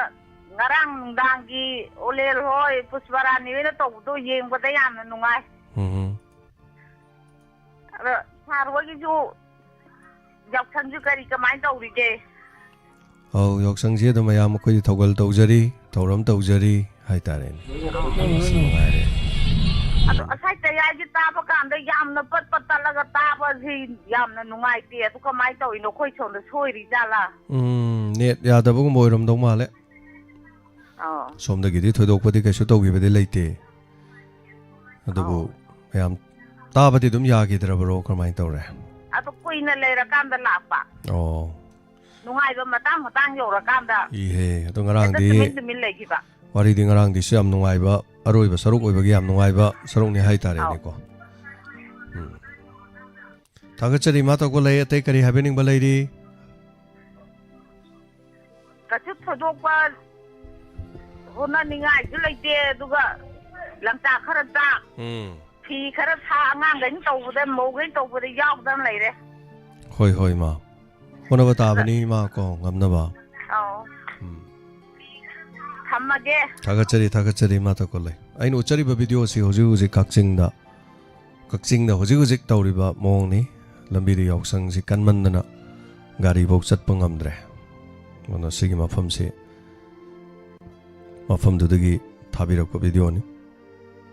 ꯌꯥꯎꯁꯪ ꯌꯥꯝ ꯀꯟꯕ ꯃꯐꯝ ꯑꯃ ꯍꯥꯏꯕ ꯇꯥꯔꯦ ꯀꯛꯆꯤꯡꯒꯤ ꯃꯐꯝ ꯑꯃꯗ ꯍꯥꯏꯕ ꯇꯥꯔꯦ ꯑꯗꯨꯅ ꯑꯩꯈꯣꯏꯒꯤ ꯕꯦꯛꯑꯞ ꯀꯛꯆꯤꯡꯗ ꯁꯦꯝꯕꯗꯣ ꯂꯧꯕ ꯆꯠꯈꯤꯕꯅꯤ ꯑꯣꯂꯦꯟꯒ ꯖꯦꯃꯤꯒꯁꯤ ꯍꯧꯖꯤꯛ ꯌꯥꯎꯁꯪ ꯊꯠꯄꯅ ꯃꯔꯝ ꯑꯣꯏꯔꯒ ꯆꯠꯄ ꯉꯝꯗꯗꯅ ꯒꯥꯔꯤ ꯃꯌꯥꯝꯁꯤ ꯂꯣꯏꯅ ꯐꯥꯖꯤꯜꯂꯒ ꯂꯩꯔꯦ hello hello sir happy Holi mingle FM का तापियो सर मैं आई गिमिंग सर नोमाइथन प्रेमानंद हाइरो तक सर तापियो हो जा करी वाफम है नहीं इसी प्रोग्राम से गेंगदा याम नंगाजे सर और देगुलो फाजिन जरी होय आई केनो मतंग खाइदे मयांगी उन मयाम से बुखच्चा गरे सर आई थबो देगो इबा साडा ये बिची दाई कितन फोंदक जबे तजा ꯈꯪꯖꯕꯒꯤꯗꯃꯛꯇ ꯁꯥꯔ ꯅꯨꯡꯉꯥꯏꯕ ꯐꯣꯡꯗꯣꯛꯆꯔꯤ ꯍꯥꯏꯕꯤꯌꯨ ꯁꯥꯔ ꯍꯧꯖꯤꯛꯀꯤ ꯃꯇꯝꯗ FM ꯑꯃꯁꯨ ꯍꯧꯗꯣꯛꯆꯔꯦ ꯁꯥꯔ ꯑꯩꯒꯤ ꯋꯥꯈꯜ FMꯁꯤꯡꯁꯦ ꯁꯥꯔ ꯑꯩꯈꯣꯏꯒꯤ ꯁꯤꯟꯁꯤꯌꯔꯂꯤ ꯇꯧꯕ ꯉꯝꯗꯕꯒꯤꯗꯃꯛꯇ ꯑꯩ ꯌꯥꯝꯅ ꯈꯪꯖꯩ ꯁꯥꯔ ꯃꯌꯥꯝꯒꯤ ꯑꯐꯕ ꯊꯕꯛ ꯇꯧꯒꯦ ꯍꯥꯏꯔꯒꯗꯤ ꯁꯥꯔ ꯄꯨꯛꯅꯤꯡ ꯀꯠꯊꯣꯛꯇꯅ ꯑꯋꯥꯕ ꯈꯨꯗꯤꯡꯃꯛ ꯂꯣꯏꯅ ꯀꯠꯊꯣꯛꯑ ꯇꯧꯖꯕ ꯉꯥꯛꯇꯅꯤ ꯁꯥꯔ ꯈꯪꯖꯩꯌꯦꯕꯀꯣ ꯑꯗꯨꯗ ꯑꯩꯈꯣꯏꯒꯤ ꯀꯔꯤ ꯍꯥꯏꯇꯥꯔꯦ ꯑꯩꯈꯣꯏꯒꯤ ꯁꯦꯜꯐꯤꯁꯀꯤ ꯇꯥꯏꯞꯇ ꯑꯩꯈꯣꯏ ꯀꯔꯤ ꯍꯥꯏꯇꯥꯔꯦ ꯑꯩꯈꯣꯏꯒꯤ ꯃꯣꯏꯒꯤ ꯕ꯭ꯂꯨ ꯇꯥꯏꯞ ꯑꯣꯏꯒꯦꯔꯥ ꯀꯔꯤ ꯇꯥꯏꯞ ꯑꯣꯏꯒꯦꯔꯥ ꯃꯣꯏꯒꯤ ꯑꯗꯨꯒꯨꯝꯕ ꯃꯤꯁꯤꯡꯁꯨ ꯑꯩꯈꯣꯏ ꯀꯩꯅꯣ ꯏꯁꯩ ꯑꯃꯇ ꯈꯜꯂꯣ ꯍꯥꯏꯖꯔꯒꯁꯨ ꯏꯁꯩ ꯈꯟꯕ ꯌꯥꯔꯦ ꯍꯥꯏꯕ ꯃꯇꯝꯗ ꯈꯜꯂꯛꯏꯕ ꯃꯤꯁꯤꯡꯗꯨꯒꯤ ꯁꯥꯔ ꯄꯩꯁꯥ ꯊꯥꯗꯣꯛꯄ ꯆꯠꯄ ꯆꯞ ꯃꯥꯟꯅꯈ꯭ꯔꯦꯅꯦ ꯊꯣꯛꯄꯁꯦ ꯁꯥꯔ ꯑꯩ ꯏꯁꯥꯃꯛꯅꯁꯨ ꯎꯖꯔꯕ ꯑꯗꯨꯁꯤꯡꯗꯨꯁꯤꯅ ꯑꯩ ꯊꯥꯗꯣꯛꯆꯔꯦ ꯀꯩꯁꯨ ꯈꯟꯖꯗꯦ ꯁꯥꯔ ꯃꯩꯗꯨ ꯀꯩꯁꯨ ꯑꯣꯏꯔꯣꯏꯌꯦ ꯑꯩꯈꯣꯏꯒꯤꯗꯤ ꯑꯩꯅ ꯍꯥꯏꯖꯗꯦ ꯁꯤꯟꯁꯤꯌꯔꯂꯤ ꯑꯣꯏꯅ ꯇꯧꯕ ꯊꯕꯛꯁꯤꯗꯤ ꯁꯥꯔ ꯃꯇꯝ ꯀꯨꯏꯅ ꯂꯥꯁꯇꯤꯡ ꯑꯣꯏꯒꯅꯤ truth is to win ꯍꯥꯏꯖꯕꯗꯣ ꯁꯥꯔ ꯑꯩꯈꯣꯏ ꯑꯆꯨꯝꯕꯁꯤꯅ ꯃꯇꯝ ꯆꯨꯞꯄꯗ ꯃꯇꯝ ꯄꯨꯝꯅꯃꯛꯇ ꯃꯥꯏ ꯄꯥꯛꯀꯅꯤ ꯑꯣꯏꯅꯤ ꯍꯥꯏꯅ ꯁꯨꯝ ꯇꯧꯔꯒ ꯃꯣꯏꯅ ꯁꯨꯃꯥꯏꯅ ꯇꯧꯕ ꯈꯣꯠꯄ ꯀꯥꯟꯗ ꯃꯌꯥꯝꯁꯤ ꯑꯣꯟꯊꯣꯛꯅꯔꯛꯄ ꯇꯧꯋꯦꯕ ꯁꯥꯔ ꯀꯩꯅꯣ ꯃꯤ ꯑꯃꯅ FM ꯑꯃꯗ ꯆꯪꯉꯤꯅꯤ ꯍꯥꯏꯕ ꯂꯩꯇꯦ ꯃꯤꯒꯤ ꯑꯄꯥꯝꯕꯗꯨꯒꯤ ꯃꯇꯨꯡ ꯏꯟꯅ ꯇꯧꯖꯔꯤꯕꯁꯤꯡꯗꯨ ꯑꯄꯥꯝꯕꯁꯤꯡ ꯑꯃꯒꯤ ꯄꯦꯟꯗꯕ ꯑꯃꯒꯤ ꯑꯐꯕ ꯑꯗꯒꯤ ꯊꯥꯒꯠꯆꯕ ꯑꯩꯈꯣꯏ ꯁꯥꯔ ꯍꯝꯕꯜ ꯑꯣꯏꯕ ꯉꯝꯕꯤꯀꯣ ꯍꯥꯏꯖꯒꯦ ꯍꯝꯕꯜ ꯑꯣꯏꯕ ꯐꯖꯕ ꯋꯥꯍꯩ ꯑꯃꯅ ꯁꯥꯔ ꯁꯤꯁꯤꯡꯁꯦ ꯁꯤꯒꯤ ꯍꯝꯕꯜ ꯍꯥꯏꯕꯁꯤꯗ ꯁꯥꯔ ꯂꯩꯇꯕꯁꯨ ꯌꯥꯎꯋꯦ ꯂꯥꯏꯔꯕꯁꯨ ꯏꯅꯥꯛ ꯈꯨꯟꯕꯁꯨ ꯌꯥꯎꯔꯤꯕ ꯉꯥꯛꯇ ꯑꯗꯣ ꯁꯥꯔ ꯁꯨꯃꯥꯏꯅ ꯇꯧꯕꯤꯕꯁꯦ ꯑꯩ ꯈꯔ FM ꯈꯔꯗ ꯎꯖꯩ ꯁꯥꯔ ꯁꯤꯒꯤꯗꯃꯛꯇꯗꯤ ꯁꯥꯔ ꯑꯩ ꯌꯥꯝꯅ ꯅꯨꯡꯉꯥꯏꯖꯗꯦ ꯑꯗꯣ ꯑꯩꯈꯣꯏ ꯗꯥꯏꯃꯟ FMꯗꯗꯤ ꯉꯁꯤꯐꯥꯎ ꯁꯤꯒꯨꯝꯕꯁꯤ ꯇꯧꯕꯁꯤ ꯊꯦꯡꯅꯖꯗꯦ ꯁꯤꯒꯤꯗꯃꯛꯇ ꯌꯥꯝꯅ ꯑꯩꯅ ꯁꯥꯔ ꯀꯔꯤ ꯍꯥꯏꯇꯥꯔꯦ ꯌꯥꯝ ꯅꯨꯡꯉꯥꯏꯕ ꯐꯥꯎꯖꯩ ꯑꯗꯨꯒ ꯃꯌꯥꯝ ꯇꯥꯕꯤꯔꯤꯕ ꯈꯨꯗꯤꯡꯃꯛꯇꯁꯨ ꯁꯥꯔ ꯑꯩꯅ ꯑꯩꯈꯣꯏꯒꯤ ꯏꯅꯥꯠꯀꯤ ꯑꯣꯏꯕ ꯌꯥꯎꯁꯪ ꯂꯥꯛꯆꯕꯁꯤꯗ ꯁꯥꯔ ꯑꯁꯨꯛꯀꯤ ꯃꯇꯤꯛ ꯑꯩꯅ ꯃꯌꯥꯝꯕꯨ ꯀꯔꯤ ꯍꯥꯏꯇꯥꯔꯦ ꯍꯦꯄꯤ ꯍꯣꯂꯤ ꯊꯥꯕ ꯂꯩꯖꯔꯒꯁꯨ ꯁꯥꯔ ꯌꯥꯝ ꯅꯨꯡꯉꯥꯏꯇꯕ ꯐꯥꯎꯖꯩ ꯁꯤꯒꯤꯗ ꯇꯥꯕꯤꯔꯤꯕ ꯈꯨꯗꯤꯡꯃꯛꯄꯨ ꯑꯗꯒꯤ ꯗꯥꯏꯃꯟ FMꯒꯤ ꯁꯥꯔ ꯈꯣꯏꯊꯧ ꯄꯨꯕꯤꯕ RJ ꯈꯨꯗꯤꯡꯃꯛꯄꯨꯁꯨ ꯁꯥꯔ ꯑꯩꯅ ꯏꯀꯥꯏ ꯈꯨꯝꯅꯕ ꯍꯥꯏꯖꯒꯦ ꯊꯦꯡꯛ ꯌꯨ ꯕ꯭ꯔꯗꯔ ꯅꯥꯗ ꯌꯦꯛꯇꯕ ꯑꯣꯏꯕꯤꯌꯨ ꯑꯗꯨꯒ ꯑꯐꯕ ꯋꯥꯈꯜꯂꯣꯟ ꯑꯐꯕ ꯄꯣꯖꯤꯇꯤꯕ ꯍꯥꯏꯇꯥꯔꯦꯀꯣ ꯉꯁꯥꯏ ꯋꯥꯈꯜꯂꯣꯟ ꯈꯔ ꯑꯩꯅ ꯎꯕ ꯐꯪꯉꯤ ꯑꯗꯨꯅ ꯄꯦꯟꯊꯣꯛꯄ ꯍꯥꯏꯕꯁꯦ ꯈ꯭ꯋꯥꯏ ꯃꯔꯨ ꯑꯣꯏ ꯍꯥꯏꯇꯥꯔꯦ ꯐꯅꯌꯥꯝꯅ ꯑꯩꯒꯤ ꯃꯥꯡꯗ ꯐꯠꯇꯕ ꯊꯕꯛ ꯇꯧꯔꯁꯨ ꯄꯦꯟꯊꯣꯛꯄ ꯉꯝꯕ ꯋꯥꯈꯜꯂꯣꯟ ꯑꯃ ꯌꯥꯎꯋꯦ ꯁꯥꯔꯒꯤꯗ ꯃꯗꯨꯗꯪ ꯀꯥꯏꯍꯟꯕꯤꯒꯅꯨ ꯊꯕꯛ ꯈꯨꯗꯤꯡꯃꯛ ꯍꯥꯏꯇꯥꯔꯦꯅꯦꯀꯣ ꯑꯩꯅ ꯇꯧꯍꯟꯅꯤꯡꯕꯁꯦ ꯃꯤꯅ ꯇꯧꯔꯛꯇꯕ ꯃꯌꯥꯝ ꯌꯥꯎꯋꯦꯕ ꯑꯗ ꯁꯤꯗꯁꯨ ꯉꯥꯏꯔꯦ ꯑꯉꯥꯡꯈꯩ ꯊꯕꯛ ꯇꯧꯕꯗꯀꯣ ꯑꯩꯅ ꯃꯅꯤꯡꯗꯩ ꯄꯥꯏꯍꯟꯅꯤꯡꯕꯗꯣ ꯃꯃꯥꯡꯗꯩ ꯈꯔ ꯄꯥꯏꯁꯜꯂꯛꯄ ꯑꯗꯒꯤ ꯄꯥꯏꯔꯒ ꯂꯩꯔꯤꯕ ꯄꯣꯠꯇꯨ ꯊꯝꯃꯒ ꯇꯧꯍꯟꯅꯤꯡꯕꯗꯣ ꯄꯥꯏꯔꯒ ꯇꯧꯁꯜꯂꯛꯄ ꯑꯗ ꯉꯥꯡꯉꯦ ꯑꯩꯅ ꯆꯩꯌꯦꯕ ꯑꯗꯣ ꯉꯥꯡꯕ ꯆꯩꯕꯗꯨ ꯁꯦꯡꯅ ꯍꯥꯏꯔꯒꯗꯤ ꯅꯨꯡꯁꯤꯗꯕꯩ ꯅꯠꯇꯦꯕ ꯉꯥꯡꯉꯤꯗꯣ ꯄꯔꯥꯅꯤ ꯍꯥꯏꯇꯥꯔꯦ ꯗꯦꯠ ꯏꯁ ꯑꯦ ꯂꯩꯁꯤꯟ ꯄꯔꯥ ꯑꯃꯅꯦꯕ ꯃꯗꯨ ꯈꯪꯒꯗꯧꯅꯦꯕ ꯃꯈꯥ ꯊꯥꯕꯁꯤꯡꯅ ꯑꯗꯨꯒ ꯃꯤꯌꯥꯝꯒꯤ ꯊꯕꯛ ꯇꯧꯕ ꯍꯥꯏꯕꯁꯦ ꯑꯗꯨꯅꯦ ꯑꯩꯈꯣꯏꯁꯨꯅꯦ ꯑꯣꯖꯥ ꯈꯪꯖꯔꯤꯕꯅꯤ ꯇꯧꯖꯔꯤꯕꯅꯤ ꯑꯁꯣꯏꯕ ꯌꯥꯎꯈ꯭ꯔꯁꯨꯀꯣ ꯃꯊꯪꯗ ꯌꯥꯎꯗꯅꯕ ꯀꯥꯏꯅ ꯌꯥꯝ ꯀꯟꯅ ꯍꯣꯠꯅꯖꯔꯤ ꯌꯥꯝ ꯅꯨꯡꯉꯥꯏꯖꯩ ꯊꯥꯒꯠꯆꯔꯤ ꯍꯟꯅꯀꯣ ꯊꯦꯡꯛ ꯌꯨ ꯁꯣ ꯃꯆ ꯑꯐꯕ ꯑꯣꯏꯃꯤꯟꯅꯁꯤ ꯑꯐꯕ ꯑꯣꯏꯃꯤꯟꯅꯁꯤ ꯃꯊꯪꯒꯤ ꯀꯣꯂꯔꯗ ꯑꯃꯨꯛ ꯈꯨꯗꯣꯡꯆꯥꯕ ꯄꯤꯖꯔꯤ ꯉꯁꯤꯒꯤ ꯍꯧꯕꯗ ꯏꯟꯇꯔꯅꯦꯠꯅꯃꯇꯝꯁꯨ ꯂꯧꯈ꯭ꯔꯦ ꯑꯗꯨꯅ ꯃꯤꯅꯤꯠ 5-10 ꯈꯛꯇꯪ ꯆꯣꯟꯊꯕꯅꯤ ꯍꯜꯂꯣ ꯁꯥꯔ ꯑꯩ ꯁꯉꯥꯏ ꯐꯝꯕꯒꯤ ꯖꯂꯥꯎꯗꯤꯟ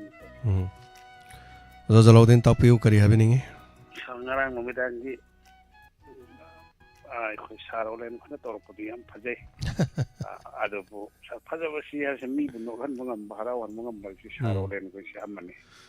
ꯑꯗꯨ ꯏꯟꯁꯄꯦꯛꯇꯔ ꯇꯌꯥꯏꯒꯤ ꯃꯈꯥꯗ ꯁꯥꯔ ꯑꯣꯂꯦꯟ ꯈꯣꯏꯁꯨ ꯑꯗꯨꯝ ꯃꯁꯤ ꯅꯣꯛꯍꯟꯕ ꯉꯝꯕ ꯑꯗꯒꯤ ꯃꯤꯒꯤ ꯋꯥꯈꯜꯁꯤ ꯌꯥꯝ ꯍꯔꯥꯎꯍꯟꯕ ꯉꯝꯕ ꯑꯃ ꯑꯣꯏꯅ ꯄꯣꯛꯑꯦ ꯁꯥꯔ ꯑꯩꯈꯣꯏ ꯗꯥꯏꯃꯟ TVꯁꯤꯗ ꯁꯥꯔ ꯍꯣꯏ ꯍꯣꯏ ꯃꯇꯨꯡ ꯍꯧꯖꯤꯛ ꯁꯥꯔꯅ ꯍꯥꯏꯕꯤꯈꯤꯕ ꯃꯤꯒꯤ ꯑꯁꯣꯏꯕ ꯍꯥꯏꯕꯁꯤꯗꯤ ꯁꯥꯔ ꯍꯧꯅ ꯁꯥꯟꯅꯩ ꯊꯕꯛ ꯇꯧꯔꯗꯤ ꯁꯣꯏꯕ ꯇꯥꯕꯅꯤ ꯑꯗꯨꯕꯨ ꯁꯥꯔꯅ ꯈꯔ ꯄꯦꯟꯊꯣꯛꯄ ꯉꯥꯛꯄꯤꯕ ꯁꯤꯗꯤ ꯊꯕꯛꯁꯤ ꯇꯧꯔꯤꯈꯣꯏ ꯁꯥꯔ ꯈꯔꯗꯤ ꯁꯣꯏꯅꯦꯕ ꯃꯤꯑꯣꯏꯕꯅꯤ ꯁꯤꯗꯤ ꯈꯔ ꯄꯦꯟꯊꯣꯛꯄ ꯇꯝꯕ ꯇꯥꯕꯅꯤ ꯑꯗꯨ ꯀꯔꯝꯍꯥꯏꯅ ꯇꯧꯔꯒ ꯆꯨꯝꯍꯟꯒꯗꯒꯦ ꯍꯥꯏꯕꯗꯨ ꯑꯩꯈꯣꯏ ꯃꯁꯦꯟꯒꯤ ꯃꯔꯛꯇ ꯑꯗꯨꯝ ꯆꯨꯝꯍꯟꯕ ꯇꯥꯏ ꯑꯗꯣ ꯃꯥꯅ ꯂꯥꯟꯈ꯭ꯔꯦꯅ ꯑꯩꯅ ꯗꯛ ꯍꯥꯏꯕꯁꯤꯁꯨ ꯍꯥꯏꯃꯟꯕ ꯊꯣꯛꯑꯣꯏꯗ꯭ꯔꯥ ꯃꯥꯅꯤ ꯁꯤꯗꯤ ꯁꯥꯔ ꯍꯥꯎꯅꯕꯅꯤ ꯁꯥꯔ ꯊꯕꯛ ꯇꯧꯔꯤꯕ ꯃꯈꯣꯏ ꯁꯣꯏꯗꯕꯗꯤ ꯇꯧꯔꯣꯏ ꯂꯥꯛ ꯍꯥꯏꯔꯁꯨ ꯑꯩꯈꯣꯏ ꯃꯅꯤꯄꯨꯔꯗ ꯍꯧꯖꯤꯛ ꯇꯧꯔꯤꯁꯤ ꯊꯕꯛ ꯇꯧꯕꯗꯤ ꯍꯩꯔꯒꯁꯨ ꯃꯤꯡ ꯄꯜꯂꯁꯨ ꯄꯔꯁꯤꯗꯦꯟ ꯊꯝꯖꯤꯜꯂꯛꯏꯁꯤꯅꯤ ꯁꯥꯔ ꯊꯕꯛ ꯇꯧꯕ ꯍꯩꯃꯟꯕꯒꯤꯅꯦꯕ ꯁꯤꯁꯨ ꯅꯨꯡꯉꯥꯏꯕ ꯃꯈꯜ ꯑꯃꯅꯤ ꯁꯥꯔ ꯅꯨꯡꯉꯥꯏꯇꯦ ꯍꯥꯏꯕ ꯌꯥꯄꯣꯟꯇꯦ ꯑꯗꯨꯕꯨ ꯁꯥꯔ ꯃꯁꯤ ꯑꯩꯈꯣꯏ ꯁꯥꯔ ꯑꯣꯂꯦꯟꯗ ꯑꯩ ꯊꯥꯒꯠꯆꯔꯤ ꯁꯥꯔ ꯃꯇꯨꯡꯁꯨ ꯁꯥꯔ ꯑꯣꯂꯦꯟꯁꯤ ꯌꯥꯔꯤꯃꯈꯣꯏ ꯗꯥꯏꯃꯟ TVꯁꯤꯗ ꯃꯄꯨꯡ ꯑꯣꯏꯅ ꯄꯨꯍꯟꯕ ꯑꯗꯒꯤ ꯑꯩꯈꯣꯏꯒꯤ ꯏꯆꯥꯅꯨꯄꯤ ꯍꯥꯏꯇꯥꯔꯦ ꯑꯃ ꯀꯔꯤ ꯃꯤꯡꯗꯨ ꯀꯥꯎꯊꯣꯛꯆꯈ꯭ꯔꯦ ꯉꯔꯥꯡ ꯄꯨꯁꯄꯥ ꯔꯥꯅꯤ ꯂꯥꯏꯁ꯭ꯔꯝ ꯏꯆꯥꯅꯨꯄꯤ ꯃꯈꯣꯏ ꯐꯖꯅ ꯁꯥꯔ ꯗꯥꯏꯃꯟ TVꯁꯤꯗ ꯃꯄꯨꯡ ꯑꯣꯏꯅ ꯇꯧꯍꯟꯕꯤꯌꯨ ꯍꯥꯏꯅ ꯊꯥꯒꯠꯆꯔꯤ ꯁꯥꯔ ꯊꯥꯒꯠꯆꯔꯤ ꯑꯗꯨꯃꯛ ꯇꯧꯗꯨꯅ ꯂꯥꯛꯑꯕꯅꯤ ꯑꯗꯨꯝ ꯆꯦꯟꯕ ꯌꯥꯔꯣꯏꯗꯧꯕ ꯉꯥꯛꯇꯅꯤ ꯍꯥꯏꯇꯥꯔꯦ ꯌꯥꯝ ꯅꯨꯡꯉꯥꯏꯖꯩ ꯑꯣꯖꯥ ꯂꯩꯀꯣꯜ ꯑꯃ ꯁꯥꯟꯅꯕ ꯍꯣꯠꯅꯕꯗ ꯃꯥꯂꯤ ꯑꯃꯈꯛꯅ ꯂꯩꯀꯣꯜ ꯑꯃ ꯁꯦꯝꯕ ꯉꯝꯗꯦ ꯂꯩꯀꯣꯜꯗꯨ ꯁꯦꯝꯅꯕꯗꯤ ꯏꯁꯤꯡ ꯆꯥꯏꯅꯕ ꯌꯦꯡꯁꯤꯟꯕꯤꯅꯕ ꯑꯗꯨꯒ ꯑꯏꯪ ꯑꯁꯥꯗꯒꯤ ꯉꯥꯛꯊꯣꯛꯅꯅꯕ ꯇꯤꯟ ꯀꯥꯡꯗꯒꯤ ꯉꯥꯛꯊꯣꯛꯅꯅꯕ ꯍꯤꯔꯝꯁꯤꯗ ꯍꯥꯏꯇꯥꯔꯦ ꯇꯣꯉꯥꯟ ꯇꯣꯉꯥꯟꯕ ꯃꯤ ꯀꯌꯥꯃꯔꯨꯝ ꯆꯪꯕꯒꯨꯝ ꯑꯗꯨꯒ ꯋꯥꯍꯣꯡ ꯔꯦꯗꯤꯑꯣ ꯗꯥꯏꯃꯟ ꯇꯤꯚꯤꯅ ꯆꯦꯅꯦꯜ ꯑꯅꯤꯁꯤꯅ ꯄ꯭ꯂꯦꯠꯐꯣꯝ 9ꯗ ꯊꯧꯒꯜ ꯇꯧꯖꯔꯛꯄ ꯃꯇꯝꯗ ꯏꯆꯥ ꯏꯅꯥꯎ ꯃꯌꯥꯝ ꯆꯪꯉꯤ ꯑꯗ ꯑꯩ ꯏꯊꯟꯗꯅ ꯌꯥꯗꯦ ꯑꯗꯨ ꯃꯌꯥꯝꯁꯤꯡ ꯃꯈꯣꯏꯒꯤ ꯊꯧꯗꯥꯡ ꯂꯣꯏ ꯆꯥꯎꯏ ꯑꯗꯣ ꯃꯇꯤꯛ ꯆꯥꯖꯗ꯭ꯔꯕꯁꯨ ꯏꯅꯥꯎꯁꯤꯡꯅ ꯍꯣꯠꯅꯕꯗꯒꯤ ꯁꯤꯒꯨꯝꯕ ꯐꯤꯕꯝꯁꯤꯗꯁꯨ ꯃꯌꯥꯝꯁꯤ ꯌꯧ ꯉꯝꯃꯤꯅꯦꯕ ꯊꯥꯒꯠꯆꯔꯤ ꯃꯇꯨꯡꯗꯁꯨ ꯑꯃꯨꯛ ꯋꯥꯈꯜꯂꯣꯟ ꯃꯥꯟꯅꯕ ꯀꯌꯥꯒ ꯂꯣꯏꯅꯅ ꯍꯦꯟꯅ ꯑꯗꯨꯝ ꯏꯄꯥꯛꯅ ꯍꯣꯠꯅꯖꯕ ꯉꯝꯕ ꯑꯣꯏꯖꯒꯦ ꯊꯦꯡꯛ ꯌꯨ ꯁꯣ ꯃꯆ ꯊꯥꯒꯠꯆꯔꯤ ꯃꯇꯝꯅꯗꯤ ꯀꯅꯥꯁꯨ ꯉꯥꯏꯕꯤꯗꯦ ꯍꯧꯈꯤ ꯑꯗꯨꯝ ꯖꯔ ꯍꯜꯂꯣ ꯍꯜꯂꯣ ꯁꯥꯔ ꯉꯁꯤꯁꯦ ꯁꯥꯔ ꯀꯣꯜꯁꯦ ꯇꯧꯖꯔꯣꯏ ꯇꯧꯅꯤ ꯑꯗꯨꯕꯨ ꯀꯩꯅꯣꯝꯇꯗꯤ ꯊꯥꯒꯠꯍꯧꯒꯦꯅ ꯁꯥꯔ ꯄꯥꯏꯁꯜꯂꯛꯏꯅꯦ ꯀꯔꯤ ꯊꯥꯒꯠꯅꯤꯡꯉꯥꯏ ꯂꯩꯔꯒꯦ ꯃꯦꯗꯥꯝ ꯌꯥꯝ ꯂꯩꯌꯦ ꯁꯥꯔ ꯉꯁꯤꯁꯦ ꯇꯥꯛꯄꯤꯌꯨ ꯑꯩꯈꯣꯏꯒꯤ ꯑꯗꯨꯝ ꯌꯦꯡꯕꯤꯔꯤꯕ ꯇꯥꯕꯤꯔꯤꯕ ꯎꯕꯤꯔꯤꯕꯁꯤꯡꯁꯨ ꯀꯩꯅꯣ ꯇꯧꯖꯔꯤ ꯈꯨꯔꯨꯝꯖꯔꯤ ꯁꯥꯔ ꯑꯩꯈꯣꯏ ꯉꯁꯤꯒꯤ ꯁꯥꯔꯒꯤꯅꯦ ꯕꯦꯛꯒ꯭ꯔꯥꯎꯟꯒꯤ ꯇꯨꯡꯒꯤ ꯑꯩꯈꯣꯏꯒꯤ ꯎꯒꯤ ꯀꯥꯈꯟꯗꯣ ꯑꯗꯨꯗ ꯊꯝꯃꯤꯕ ꯑꯩꯈꯣꯏꯒꯤ ꯀꯩꯅꯣꯁꯤꯡꯁꯤꯒꯤ ꯃꯄꯨꯁꯦ ꯂꯣꯏꯅ ꯑꯃꯃꯝ ꯂꯩꯔꯝꯗꯧ ꯃꯥꯜꯂꯦꯕꯀꯣ ꯑꯗꯨꯒ ꯀꯩꯅꯣ ꯇꯧꯔꯒ ꯍꯥꯏꯕꯗꯤ ꯑꯩꯅ ꯁꯨꯝ ꯃꯥꯟꯈꯠꯂꯛꯏꯁꯦ ꯍꯟꯗꯛꯀꯤ ꯑꯩꯈꯣꯏꯒꯤ ꯏꯃꯥ ꯃꯩꯄꯥꯛꯄꯤꯅ ꯏꯟꯁꯄꯦꯛꯇꯔ ꯇꯌꯥꯏꯒꯤ ꯑꯩꯈꯣꯏꯒꯤ ꯁꯥꯔꯗ ꯀꯩꯅꯣ ꯊꯥꯒꯠꯄꯒꯤ ꯍꯥꯏꯇꯥꯔꯦ ꯁꯥꯔꯗ ꯄꯦꯟꯃꯟꯗꯅ ꯑꯩꯈꯣꯏꯒꯤ ꯄꯤꯈꯤꯕ ꯑꯩꯈꯣꯏꯒꯤ ꯃꯣꯃꯦꯟꯇꯣꯗꯣ ꯑꯗꯨꯁꯨ ꯂꯩꯕ ꯎꯔꯦꯕꯀꯣ ꯁꯥꯔ ꯑꯗꯨꯒ ꯃꯊꯪ ꯑꯩꯈꯣꯏꯒꯤ ꯂꯩꯔꯥꯡꯁꯤꯡ ꯑꯗꯩ ꯀꯔꯤꯁꯤꯡ ꯇꯧꯔꯤꯕ ꯑꯁꯦꯝꯕ ꯂꯩꯁꯤꯡ ꯀꯔꯤꯁꯤꯡꯒꯤ ꯃꯄꯨꯁꯦ ꯂꯣꯏꯅ ꯂꯩꯔꯝꯗꯧ ꯃꯥꯜꯂꯦ ꯑꯗꯨꯒ ꯑꯩꯈꯣꯏꯒꯤ ꯇꯨꯡꯒꯤ ꯎꯒꯤ ꯀꯥꯈꯜꯁꯤꯗ ꯑꯩꯈꯣꯏꯒꯤ ꯀꯩꯅꯣ ꯇꯧꯔꯤꯕ ꯃꯆꯨꯁꯦ ꯐꯛꯂꯥꯡꯁꯤꯒꯤ ꯃꯆꯨꯁꯦ ꯁꯤꯁꯤꯒ ꯉꯁꯤ ꯁꯥꯔꯒꯤ ꯗ꯭ꯔꯦꯁꯁꯦ ꯁꯤꯁꯤꯒ ꯄꯨꯔꯥ ꯇꯞ ꯇꯥꯒꯩ ꯆꯥꯟꯅꯕ ꯍꯥꯏꯇꯥꯔꯦ ꯌꯥꯝ ꯆꯥꯁꯤꯟ ꯌꯥꯝ ꯆꯥꯁꯤꯟꯅꯕ ꯇꯏꯪꯕꯗꯣ ꯑꯩꯅꯁꯨ ꯕ꯭ꯂꯨ ꯕ꯭ꯂꯦꯛꯁꯦ ꯄꯥꯝꯖꯕ ꯕ꯭ꯂꯨꯁꯨ ꯄꯥꯝꯕ ꯕ꯭ꯂꯦꯛꯁꯨ ꯄꯥꯝꯕ ꯑꯗꯨꯅ ꯕ꯭ꯂꯨꯒ ꯕ꯭ꯂꯦꯛꯀꯁꯨ ꯄꯨꯜꯂꯒꯁꯨ ꯄꯥꯝꯕ ꯍꯥꯏꯇꯥꯔꯦ ꯑꯗꯨꯅ ꯃꯆꯨ ꯑꯩꯒꯤꯗꯤ ꯊꯣꯏꯗꯣꯛꯄ ꯂꯩꯇꯦ ꯑꯗꯨꯕꯨ ꯀꯦꯃꯦꯔꯥꯅ ꯍꯦꯛ ꯄꯥꯝꯕꯗ ꯏꯪꯕꯗ ꯅꯝꯕ ꯅꯨꯡꯉꯥꯏꯕꯒꯤ ꯆꯥꯡꯁꯦ ꯉꯁꯤ ꯑꯣꯏꯌꯦ ꯑꯗꯨꯅ ꯌꯥꯝ ꯅꯨꯡꯉꯥꯏꯖꯩ ꯏꯇꯥ ꯍꯥꯏꯕꯤꯌꯨ ꯏꯃꯥ ꯃꯩꯄꯥꯛꯄꯤꯒꯤ ꯀꯩꯅꯣꯗꯣ ꯌꯥꯎꯔꯤ ꯁꯤꯗ ꯄꯤꯕꯤꯔꯛꯄꯗꯣ ꯌꯥꯎꯔꯤ ꯂꯣꯏ ꯁꯨꯔꯦ ꯁꯤꯗ ꯊꯦꯠꯂꯤꯁꯤꯡꯁꯦ ꯑꯃꯅ ꯄꯤꯔꯛꯄ ꯍꯥꯏꯇꯥꯔꯦꯀꯣ ꯑꯗꯨ ꯃꯌꯥꯝ ꯌꯥꯎꯔꯤ ꯇꯥꯛꯄꯤꯌꯨ ꯃꯈꯥ ꯑꯗꯨꯅꯦ ꯃꯄꯨ ꯂꯣꯏ ꯄꯥꯜꯂꯝꯗꯧ ꯃꯥꯜꯂꯦ ꯁꯥꯔ ꯑꯩꯈꯣꯏ ꯃꯄꯨꯁꯤꯡꯗꯨꯕꯨꯁꯨ ꯂꯣꯏꯅ ꯊꯥꯒꯠꯆꯔꯤ ꯑꯩꯈꯣꯏ ꯏꯃꯥꯁꯤꯡ ꯑꯗꯒꯤꯗꯤ ꯏꯊꯛ ꯊꯣꯡꯕ ꯏꯈꯥ ꯊꯥꯕꯀꯣ ꯌꯥꯝ ꯐꯖꯩ ꯁꯥꯔ ꯑꯩꯈꯣꯏꯒꯤ ꯂꯦꯝꯖꯩ ꯍꯥꯏꯇꯥꯔꯦ ꯑꯗꯨꯒ ꯁꯥꯔꯒꯤ ꯉꯁꯤꯒꯤ ꯀꯩꯅꯣꯁꯨ ꯗ꯭ꯔꯦꯁꯁꯨ ꯌꯥꯝ ꯂꯦꯝꯖꯩ ꯑꯩꯈꯣꯏꯒꯤ ꯇꯏꯪꯕ ꯐꯖꯔꯦꯗ ꯀꯩꯅꯣ ꯇꯧꯔꯦꯗ ꯑꯗꯨ ꯅꯠꯇ꯭ꯔꯒꯁꯨ ꯂꯩꯗꯅ ꯍꯦꯛ ꯌꯦꯡꯁꯤꯟꯕꯗ ꯑꯩꯈꯣꯏꯒꯤ ꯑꯌꯦꯡꯕꯁꯤꯡꯅ tayingba ꯃꯥꯏꯊꯣꯡꯗꯨ ꯑꯣꯏꯌꯦꯕꯀꯣ ꯁꯥꯔ ꯃꯕꯨꯡ ꯃꯧꯄꯥ ꯑꯣꯏꯅ ꯈꯟꯕꯤꯕꯗꯨꯅ ꯃꯕꯨꯡ ꯃꯧꯄꯥꯁꯤꯅ ꯇꯧꯊꯣꯔꯛꯄꯁꯤ ꯃꯆꯦ ꯃꯆꯟ ꯃꯌꯥꯝꯁꯤꯅ ꯐꯖꯩꯗꯣ ꯑꯗꯨꯒꯤꯅꯤ ꯍꯥꯏꯇꯥꯔꯦ ꯑꯗꯨꯃꯥꯏꯅ ꯁꯨꯝ ꯍꯥꯏꯔꯁꯤ ꯑꯗꯨꯃ ꯂꯩꯔꯦ ꯑꯗꯨꯒ ꯑꯩꯈꯣꯏ ꯁꯥꯔ ꯑꯣꯂꯦꯟꯁꯦ ꯑꯁ ꯃꯥꯒ ꯂꯝꯕꯥ ꯇꯧꯅꯕ ꯂꯥꯛꯆꯄꯣꯠꯇꯦꯀꯣ ꯃꯥꯅꯒ ꯑꯁ ꯅꯈꯤꯌꯥ ꯁꯦꯠꯀꯦꯒ ꯍꯥꯏꯔꯛꯄꯖꯥꯠꯅꯤ ꯌꯥꯝ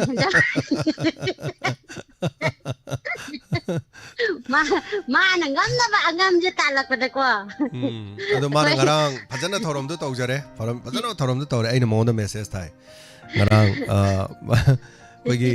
ꯂꯥꯏꯚ ꯆꯥꯠꯇ ꯍꯥꯏꯕ ꯇꯥꯔꯦ ꯐꯦꯁꯕꯨꯛꯀꯤ ꯂꯥꯏꯚ ꯆꯥꯠꯇ ꯑꯩꯈꯣꯏ ꯃꯊꯣꯡ ꯆꯥꯗꯕ ꯑꯃꯈꯛ ꯌꯥꯎꯔꯛꯄꯖꯥꯠꯅꯤ ꯑꯗꯣ ꯃꯥꯁꯤ ꯆꯍꯤ 3-4ꯗꯤ ꯑꯦꯀꯥꯎꯟꯗꯤ ꯄꯥꯏꯖꯔꯒ ꯃꯥꯁꯤ ꯑꯩꯈꯣꯏꯒꯤ ꯃꯊꯣꯡ ꯆꯥꯖꯗꯕꯅꯤ ꯃꯤꯁꯦ ꯑꯗꯨꯃꯥꯏꯅ ꯇꯧꯕꯁꯦ ꯌꯥꯝ ꯌꯥꯎꯏ ꯃꯦꯗꯥꯝ ꯊꯦꯡꯅꯩꯕ ꯁꯝꯇꯥꯏꯝꯁ ꯑꯗ ꯑꯩꯅ ꯃꯥꯏ ꯄ꯭ꯔꯣꯐꯥꯏꯜꯗꯨ ꯆꯪꯉ ꯌꯦꯡꯉꯦꯕ ꯆꯍꯤ 3 ꯑꯦꯀꯥꯎꯟ ꯍꯥꯡꯉꯒ ꯍꯧꯖꯤꯛ ꯐꯥꯎꯕꯗ ꯃꯥꯒꯤ ꯐ꯭ꯔꯦꯟ ꯃꯤ 50-60 ꯂꯩꯇꯦꯕ ꯃꯥ ꯃꯁꯥꯒꯤ ꯐꯣꯇꯣ ꯑꯝꯇ ꯍꯥꯞꯇꯦꯕ ID ꯑꯃ ꯍꯥꯡꯉꯕ IDꯁꯤꯅ ꯃꯥꯒꯤ ꯃꯁꯥꯒꯤ ꯐꯣꯇꯣ ꯍꯥꯞꯄꯛꯇ꯭ꯔꯕ ꯑꯗꯨꯒ ꯀꯥꯔꯟ ꯇꯨꯔꯟꯒꯤ ꯚꯤꯗꯤꯑꯣ ꯅꯠꯇ꯭ꯔꯒ ꯀꯥꯔꯟ ꯇꯨꯔꯟꯒꯤ ꯐꯣꯇꯣ ꯈꯔ ꯌꯥꯎꯔꯕ ꯃꯤꯗꯣ ꯃꯊꯣꯡ ꯆꯥꯔꯔꯣꯏꯁꯦ ꯑꯩꯈꯣꯏ ꯑꯗꯨꯝ ꯈꯪꯉꯕꯅꯤ ꯃꯥꯅ ꯀꯩꯗꯧꯔꯛꯀꯅꯤ ꯃꯥꯏ ꯃꯊꯧꯁꯦ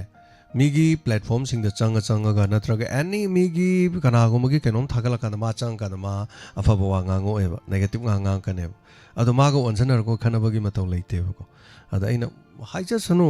ꯍꯥꯏꯔꯒ ꯑꯩ ꯄꯠ ꯑꯗꯨꯝ ꯀꯛꯊꯠꯂꯦꯕ ꯃꯣꯏ ꯄ꯭ꯔꯣꯒꯥꯝꯗꯣ ꯇꯧꯔꯒ ꯑꯩ ꯐꯤꯜꯇꯔ ꯇꯧꯔꯤꯗꯣ ꯑꯩꯅ ꯃꯌꯥꯝꯗꯤ ꯄ꯭ꯔꯣꯒꯥꯝ ꯇꯧꯀꯥꯟꯗ ꯕꯤꯍꯥꯏꯟ ꯗ ꯁꯤꯟ ꯑꯩ ꯂꯩꯕꯅꯦꯕꯀꯣ ꯑꯩ ꯎꯔꯤꯅꯦꯕ ꯁꯣꯏꯔꯛꯄ ꯌꯥꯎꯔꯛꯄꯗ ꯐꯖꯅ ꯇꯧꯔꯗꯤ ꯑꯩ ꯑꯗꯨꯝ ꯂꯩꯔꯦ ꯈꯔ ꯂꯨꯁꯜꯂꯛꯑꯗꯤ ꯃꯤ 700-900 ꯂꯥꯏꯚꯇ ꯉꯔꯥꯡ ꯌꯥꯎꯈꯠꯂꯛꯏꯅꯤ ꯃꯣꯏꯅ ꯇꯧꯕ ꯄ꯭ꯔꯣꯒꯥꯝꯗꯣ ꯃꯤ 700-900 ꯂꯥꯏꯚꯇ ꯌꯥꯎꯔꯛꯄꯁꯤ ꯑꯗꯨꯒꯤ ꯃꯇꯝꯗꯨꯗ ꯃꯅꯤꯄꯨꯔꯗ ꯂꯩꯔꯤꯕ TV ꯆꯦꯅꯦꯜ ꯑꯃꯗ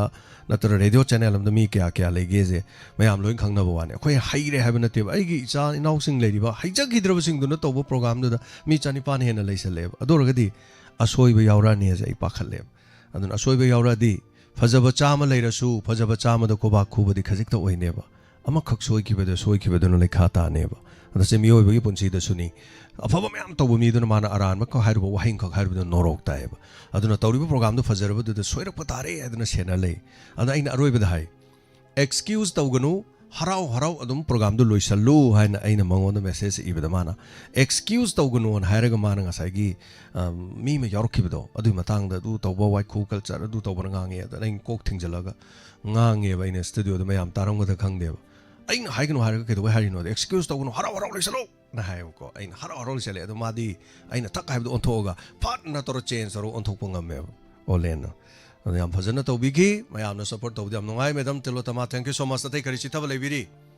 सर अदुमक खोगी सारना खोगी फिल्टर तौरगा को यिंजनदना तौबिबा खोगी लीडरशिप अमगी सबचाबा खोगी मगुननी खोगी सागी तौफम थोप इथौदो सब साना खोगी तौबिबगी दमकता हाइनिंगाई लेतना थागतचरी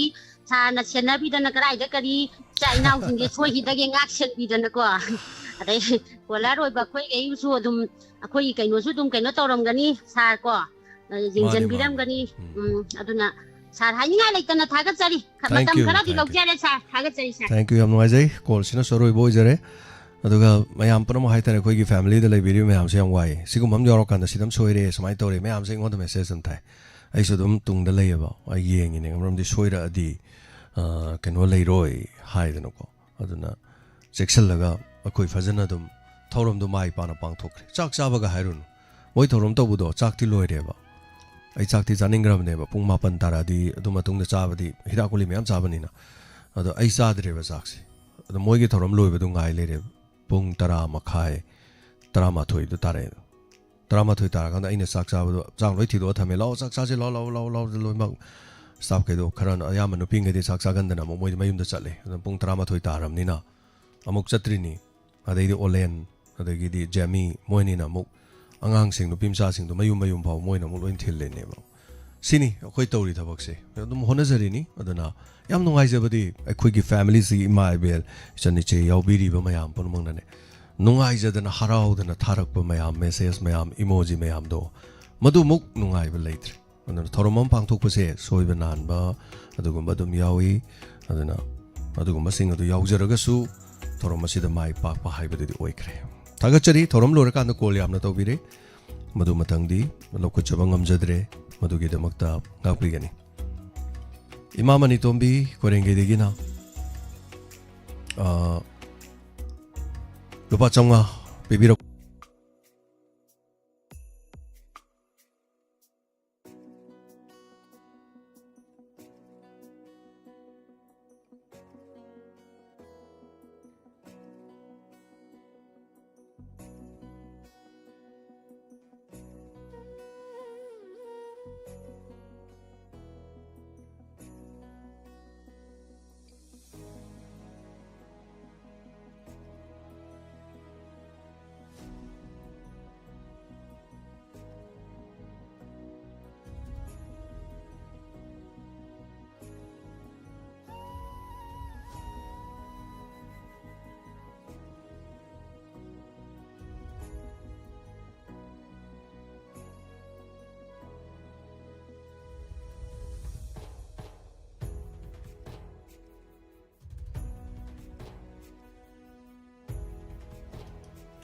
nungai renga sigidi thorom si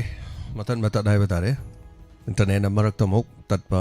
sina maram moraga anda pan mathokre masigi damak ta hana noluk chari puna mapung apina na magi damak thoi masini khoi gi taibang mi da so dum siri adan internet ta yarak ta ba mai yarak ta ba si de dum ne yam kana mai ok jari khudong sa da ba si ado koi restore to na ba yam na kan na hona jari koi gi mai kai digi so adana yengjage kari lakadagi kari haibedo अदुगा मतेंग पांगिरक पय अमनि थंग थोरम लोइसलकपदा लौथोकचबगी तंजादो लौजरी फैमिली मेंबर सिंग याद्रसु यादना खांगदना लाइफ सिदा खांगबिरमगी दम हना हना थागचरी पुनमापु थैंक यू सो मच शिरंदोनी thank you so much diamond गी ngarang lakpirम yam थागचरी थांगमै बंदगी अदुगा लोपालिसिंग मगा चहुमम सु पिबिरमे डोनर सु यावरे अदुगा थैंक यू सो मच गाड़ी की हाइतारे यौचंग मनुंग की चन्ना नबगी टंकी गाड़ी टंकी पूरा फुल जो तौबिरमे थैंक यू सो मच आगचरी मैम लाउथोक्चरीबसिंग से मैम इमोजी न खुबा खोबियो पुनिंग थौगटपा हाइबसे ख्वाइदि मरोइबनी अदुना पुनिंग थौगट मिनसी हाइदना हाइजरी थैंक यू सो मच हना हना सरोमासिदा अदु मतुम इनावबा तेंथा मरोंग मनगी थागचरी लुपा चौम बेबिरम बादुगी दमक्तसु हना थागचरी अदुगा ओजारोम एस कुमाम लुपा चौंगा बेबिरक बादुगी दमक्तसु थागचरी था खोदंगी लुपा चौंगा चौंगा अदुम ओजागी अकाउंट दि पिरकपा चही तरुक सुरबनी अदुना थागचरी हना ना अदुगा ngasi lakpiramadasu haitare konong mamangdagi khoi temasing yama temano ni khoi gi tim su lakpirami duga kano su yaure khoi gi kare haiba tare donor su yaure lakpiramba sing hanana thagachari koman thembina aduga guru mayum radhamani thongam nonibala thagachari कोई इसलिए मफम से लाग भी देना पुनः यावी बा है बता रहे अदुगा दु खतना तना पुलब टीम से लाग भी रमनिंग ऐसी आयु अंगन मदा अदुगा कोई ना पुबिरम बा है बता रहे मना मसिंग हाईरा ते ते में हम पुबिरमी वनुंगा से मबो पुबिरम में हाई तारे तो थैंक यू सो मच हनना था कचरी लाग भी रम बा कोंगदो बिरम बा मफम से लाग भी देना हम जब मतेंग सुपांग बिरम बा कोई पुनिंग थोगत बिरम बा है तारे याम कंगोग दना मसी दी मैडम नंदिनी का कोई चे कुंजरानी नामेरापम लापीरमी कोई मफम से लापीदना मतेंग हाइतारे था खुदिंगी सोखेदसु मतेंग जुन पांगबीबा कंगौदन ngasi लागा डायमंड टीवी दसु award पागिदमक मतेंग पांगबीरमी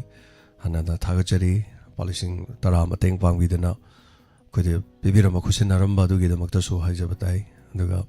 thank you so much मधु खतना तनाई लेजरबी स्टाफ सिंग यौसंगी खुदोल नि हाइदना खुदोल तंबिरमी मधुगिदमक्तसु थागचरी मैम इमोजी न खुबा खुबी सिल पॉलिसिंग अममसु कोई स्टाफ सिंग दा लोइना पिबिरमी मसिगिदमक्तसु थागचरी चेगा मैडम नंदिनीगा हनना थागचरी पॉलिसिंग अममम लोइना मा कोई स्टाफ सिंग अदुगा मफम सिदे यनबिरम बा है बतारे थागचरी कोई staff ngakतनी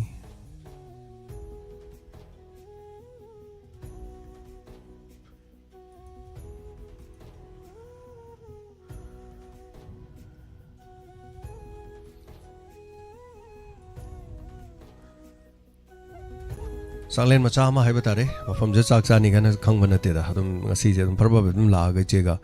laga chamin bagi adum ba kudong saba tanja amasu laiki ba hai batare aduga yam ngai jaki koi mafam sida lengbi raktana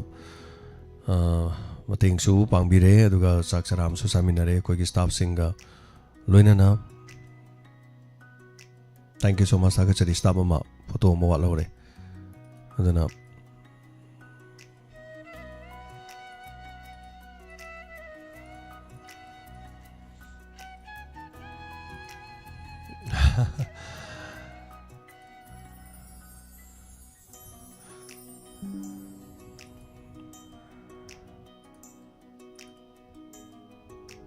थागचरी सिना सोम दले हो स्टाफ सिंग हाइतारे अदना सोम नो होंगे ले स्टाफ ती याउद्रे ngasiगidi एनीवे थागचरी thank you so much staff सिंग दा ngमजबा खुदोल न पिबिरम बादुगिदमा अनना थागचरी सांगलेन मसु सामि नजरे अदुगा थैंक यू 10,000 मसु पिबिदना पुनिंग थोगत पिबा कोइगिदमक तले पिदना हाइबेदारे थागचरी अदुगा thank you so much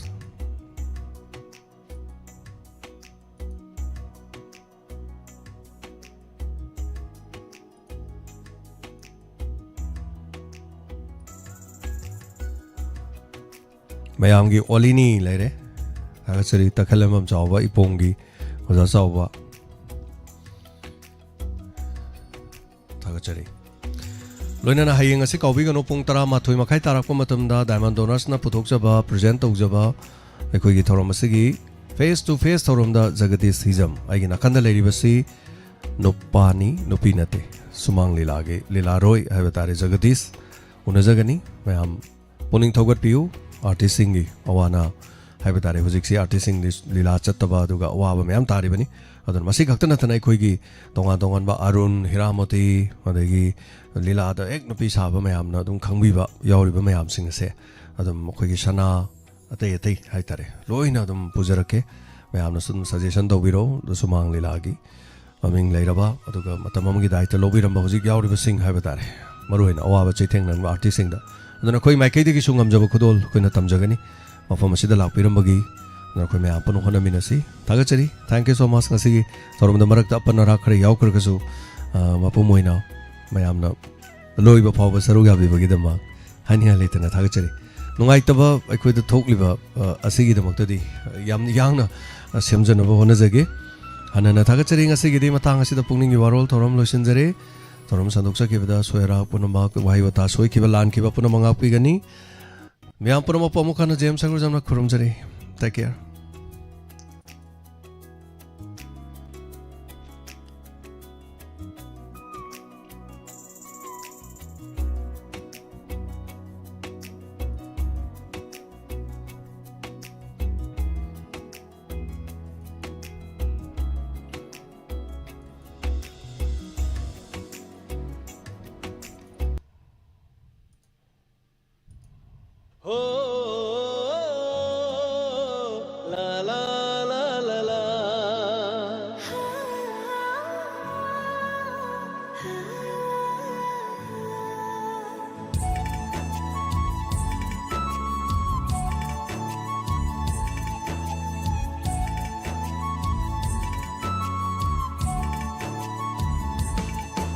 Waksingi ulen khanglibi aigi khunggangi leira nungshi toirabi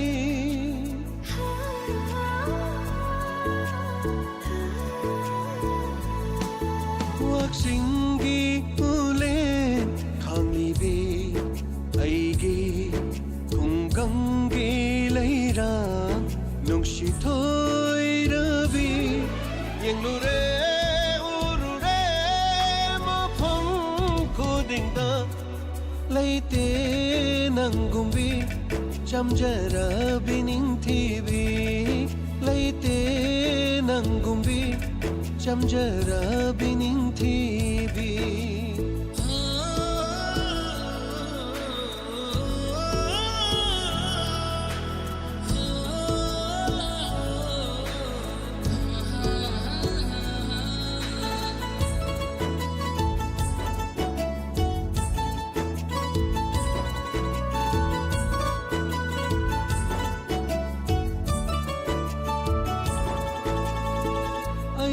Asha khangdabi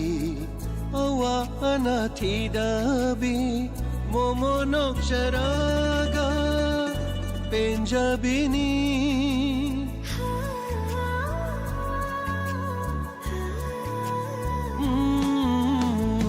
aing asha khangdabi awa anathidhabi momonok charaga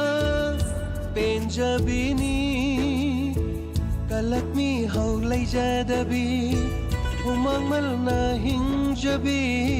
Shunke ke dana ninthi jabi Hajana ikai jabi Yenglure urure mafam kodingda Leite nangumbi Jamjara bining tibi Leite nangumbi Jamjara bining tibi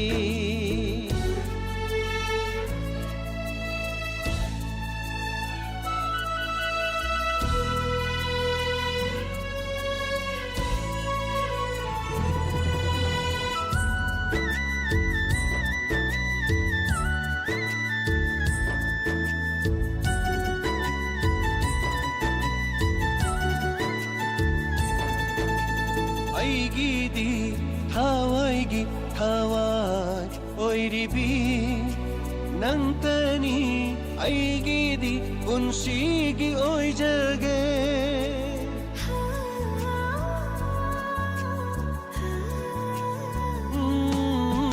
Aigidi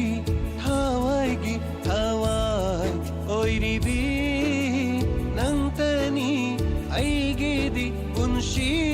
ओइजगे मपोक खुदिंगी अइतगी लेपियु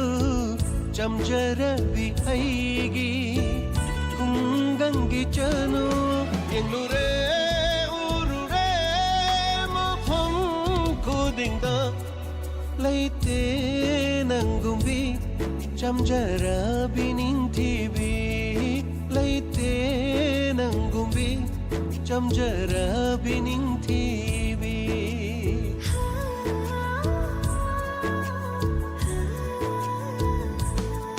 waksingi ulen khangibi aigi khunggangi leira nukshi thoirabi yenglure urure mafam kodingda leite nangumbi chamjarabi ningthibi leite nangumbi chamjarabi ningthibi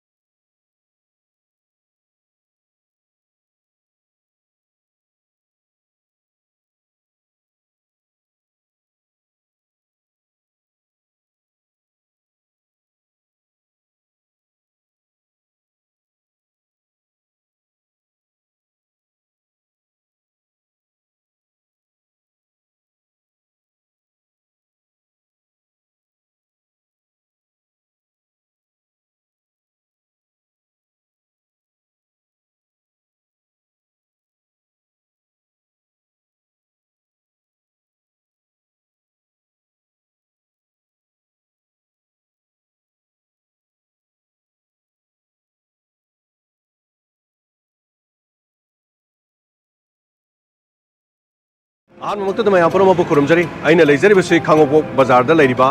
माता computer learning institute की मफम से institute असिगी ममांगदनी मफम से खुदों चारिबसी अदोम अदोम class 10 अमदी 12 लोरप मतमदा computer की मफम से तमननबी खुदों चाब लेजरे लोइना SSC की coaching की दमक खुदों चाब लेरे मदु खक्त नतना pre primary की राइम्स ट्रेनिंग की खुदों चाब सु मफम से ले तोंगा तोंगा साथर क्या खुदों को मफम अबनी लोइना नांदा की सेशन असिगी सु अनोब क्लास हांगदोक चरे अदोमना महिरोय मो ओइब तारगदि मतिक साब कंप्यूटर की नॉलेज लेत्रबदी करीमत सनफम लेति मरमदुना खुदों चाब से लोबियो अखोगी वांगजिंग अमदी खोंजोंगी खोइन इम्फाल ओम हाइगलप मतमदना मफम असिगी ओइरोमदा लेजरे थौबाल अथोपमदगिना थौबाल मफम सिदे हाइदरपदना येलोमदा हारि मफम सिदा लेजरे खुदों चाब सिंग मफम सिदा पीरिब सिंग असे माता कंप्यूटर की लर्निंग इंस्टीट्यूट मफम असिदा एसएससी की कोचिंग लोइना प्री प्राइमरी की राइम्स ट्रेनिंग की दमकता खुदों चाबनी लेजरेबिस मनुंग चंगलगा करी करी खुदों चाब सिंग हेना लेरि हाबदो खै खमिनसी मनुंग संगसिमिनस लाओ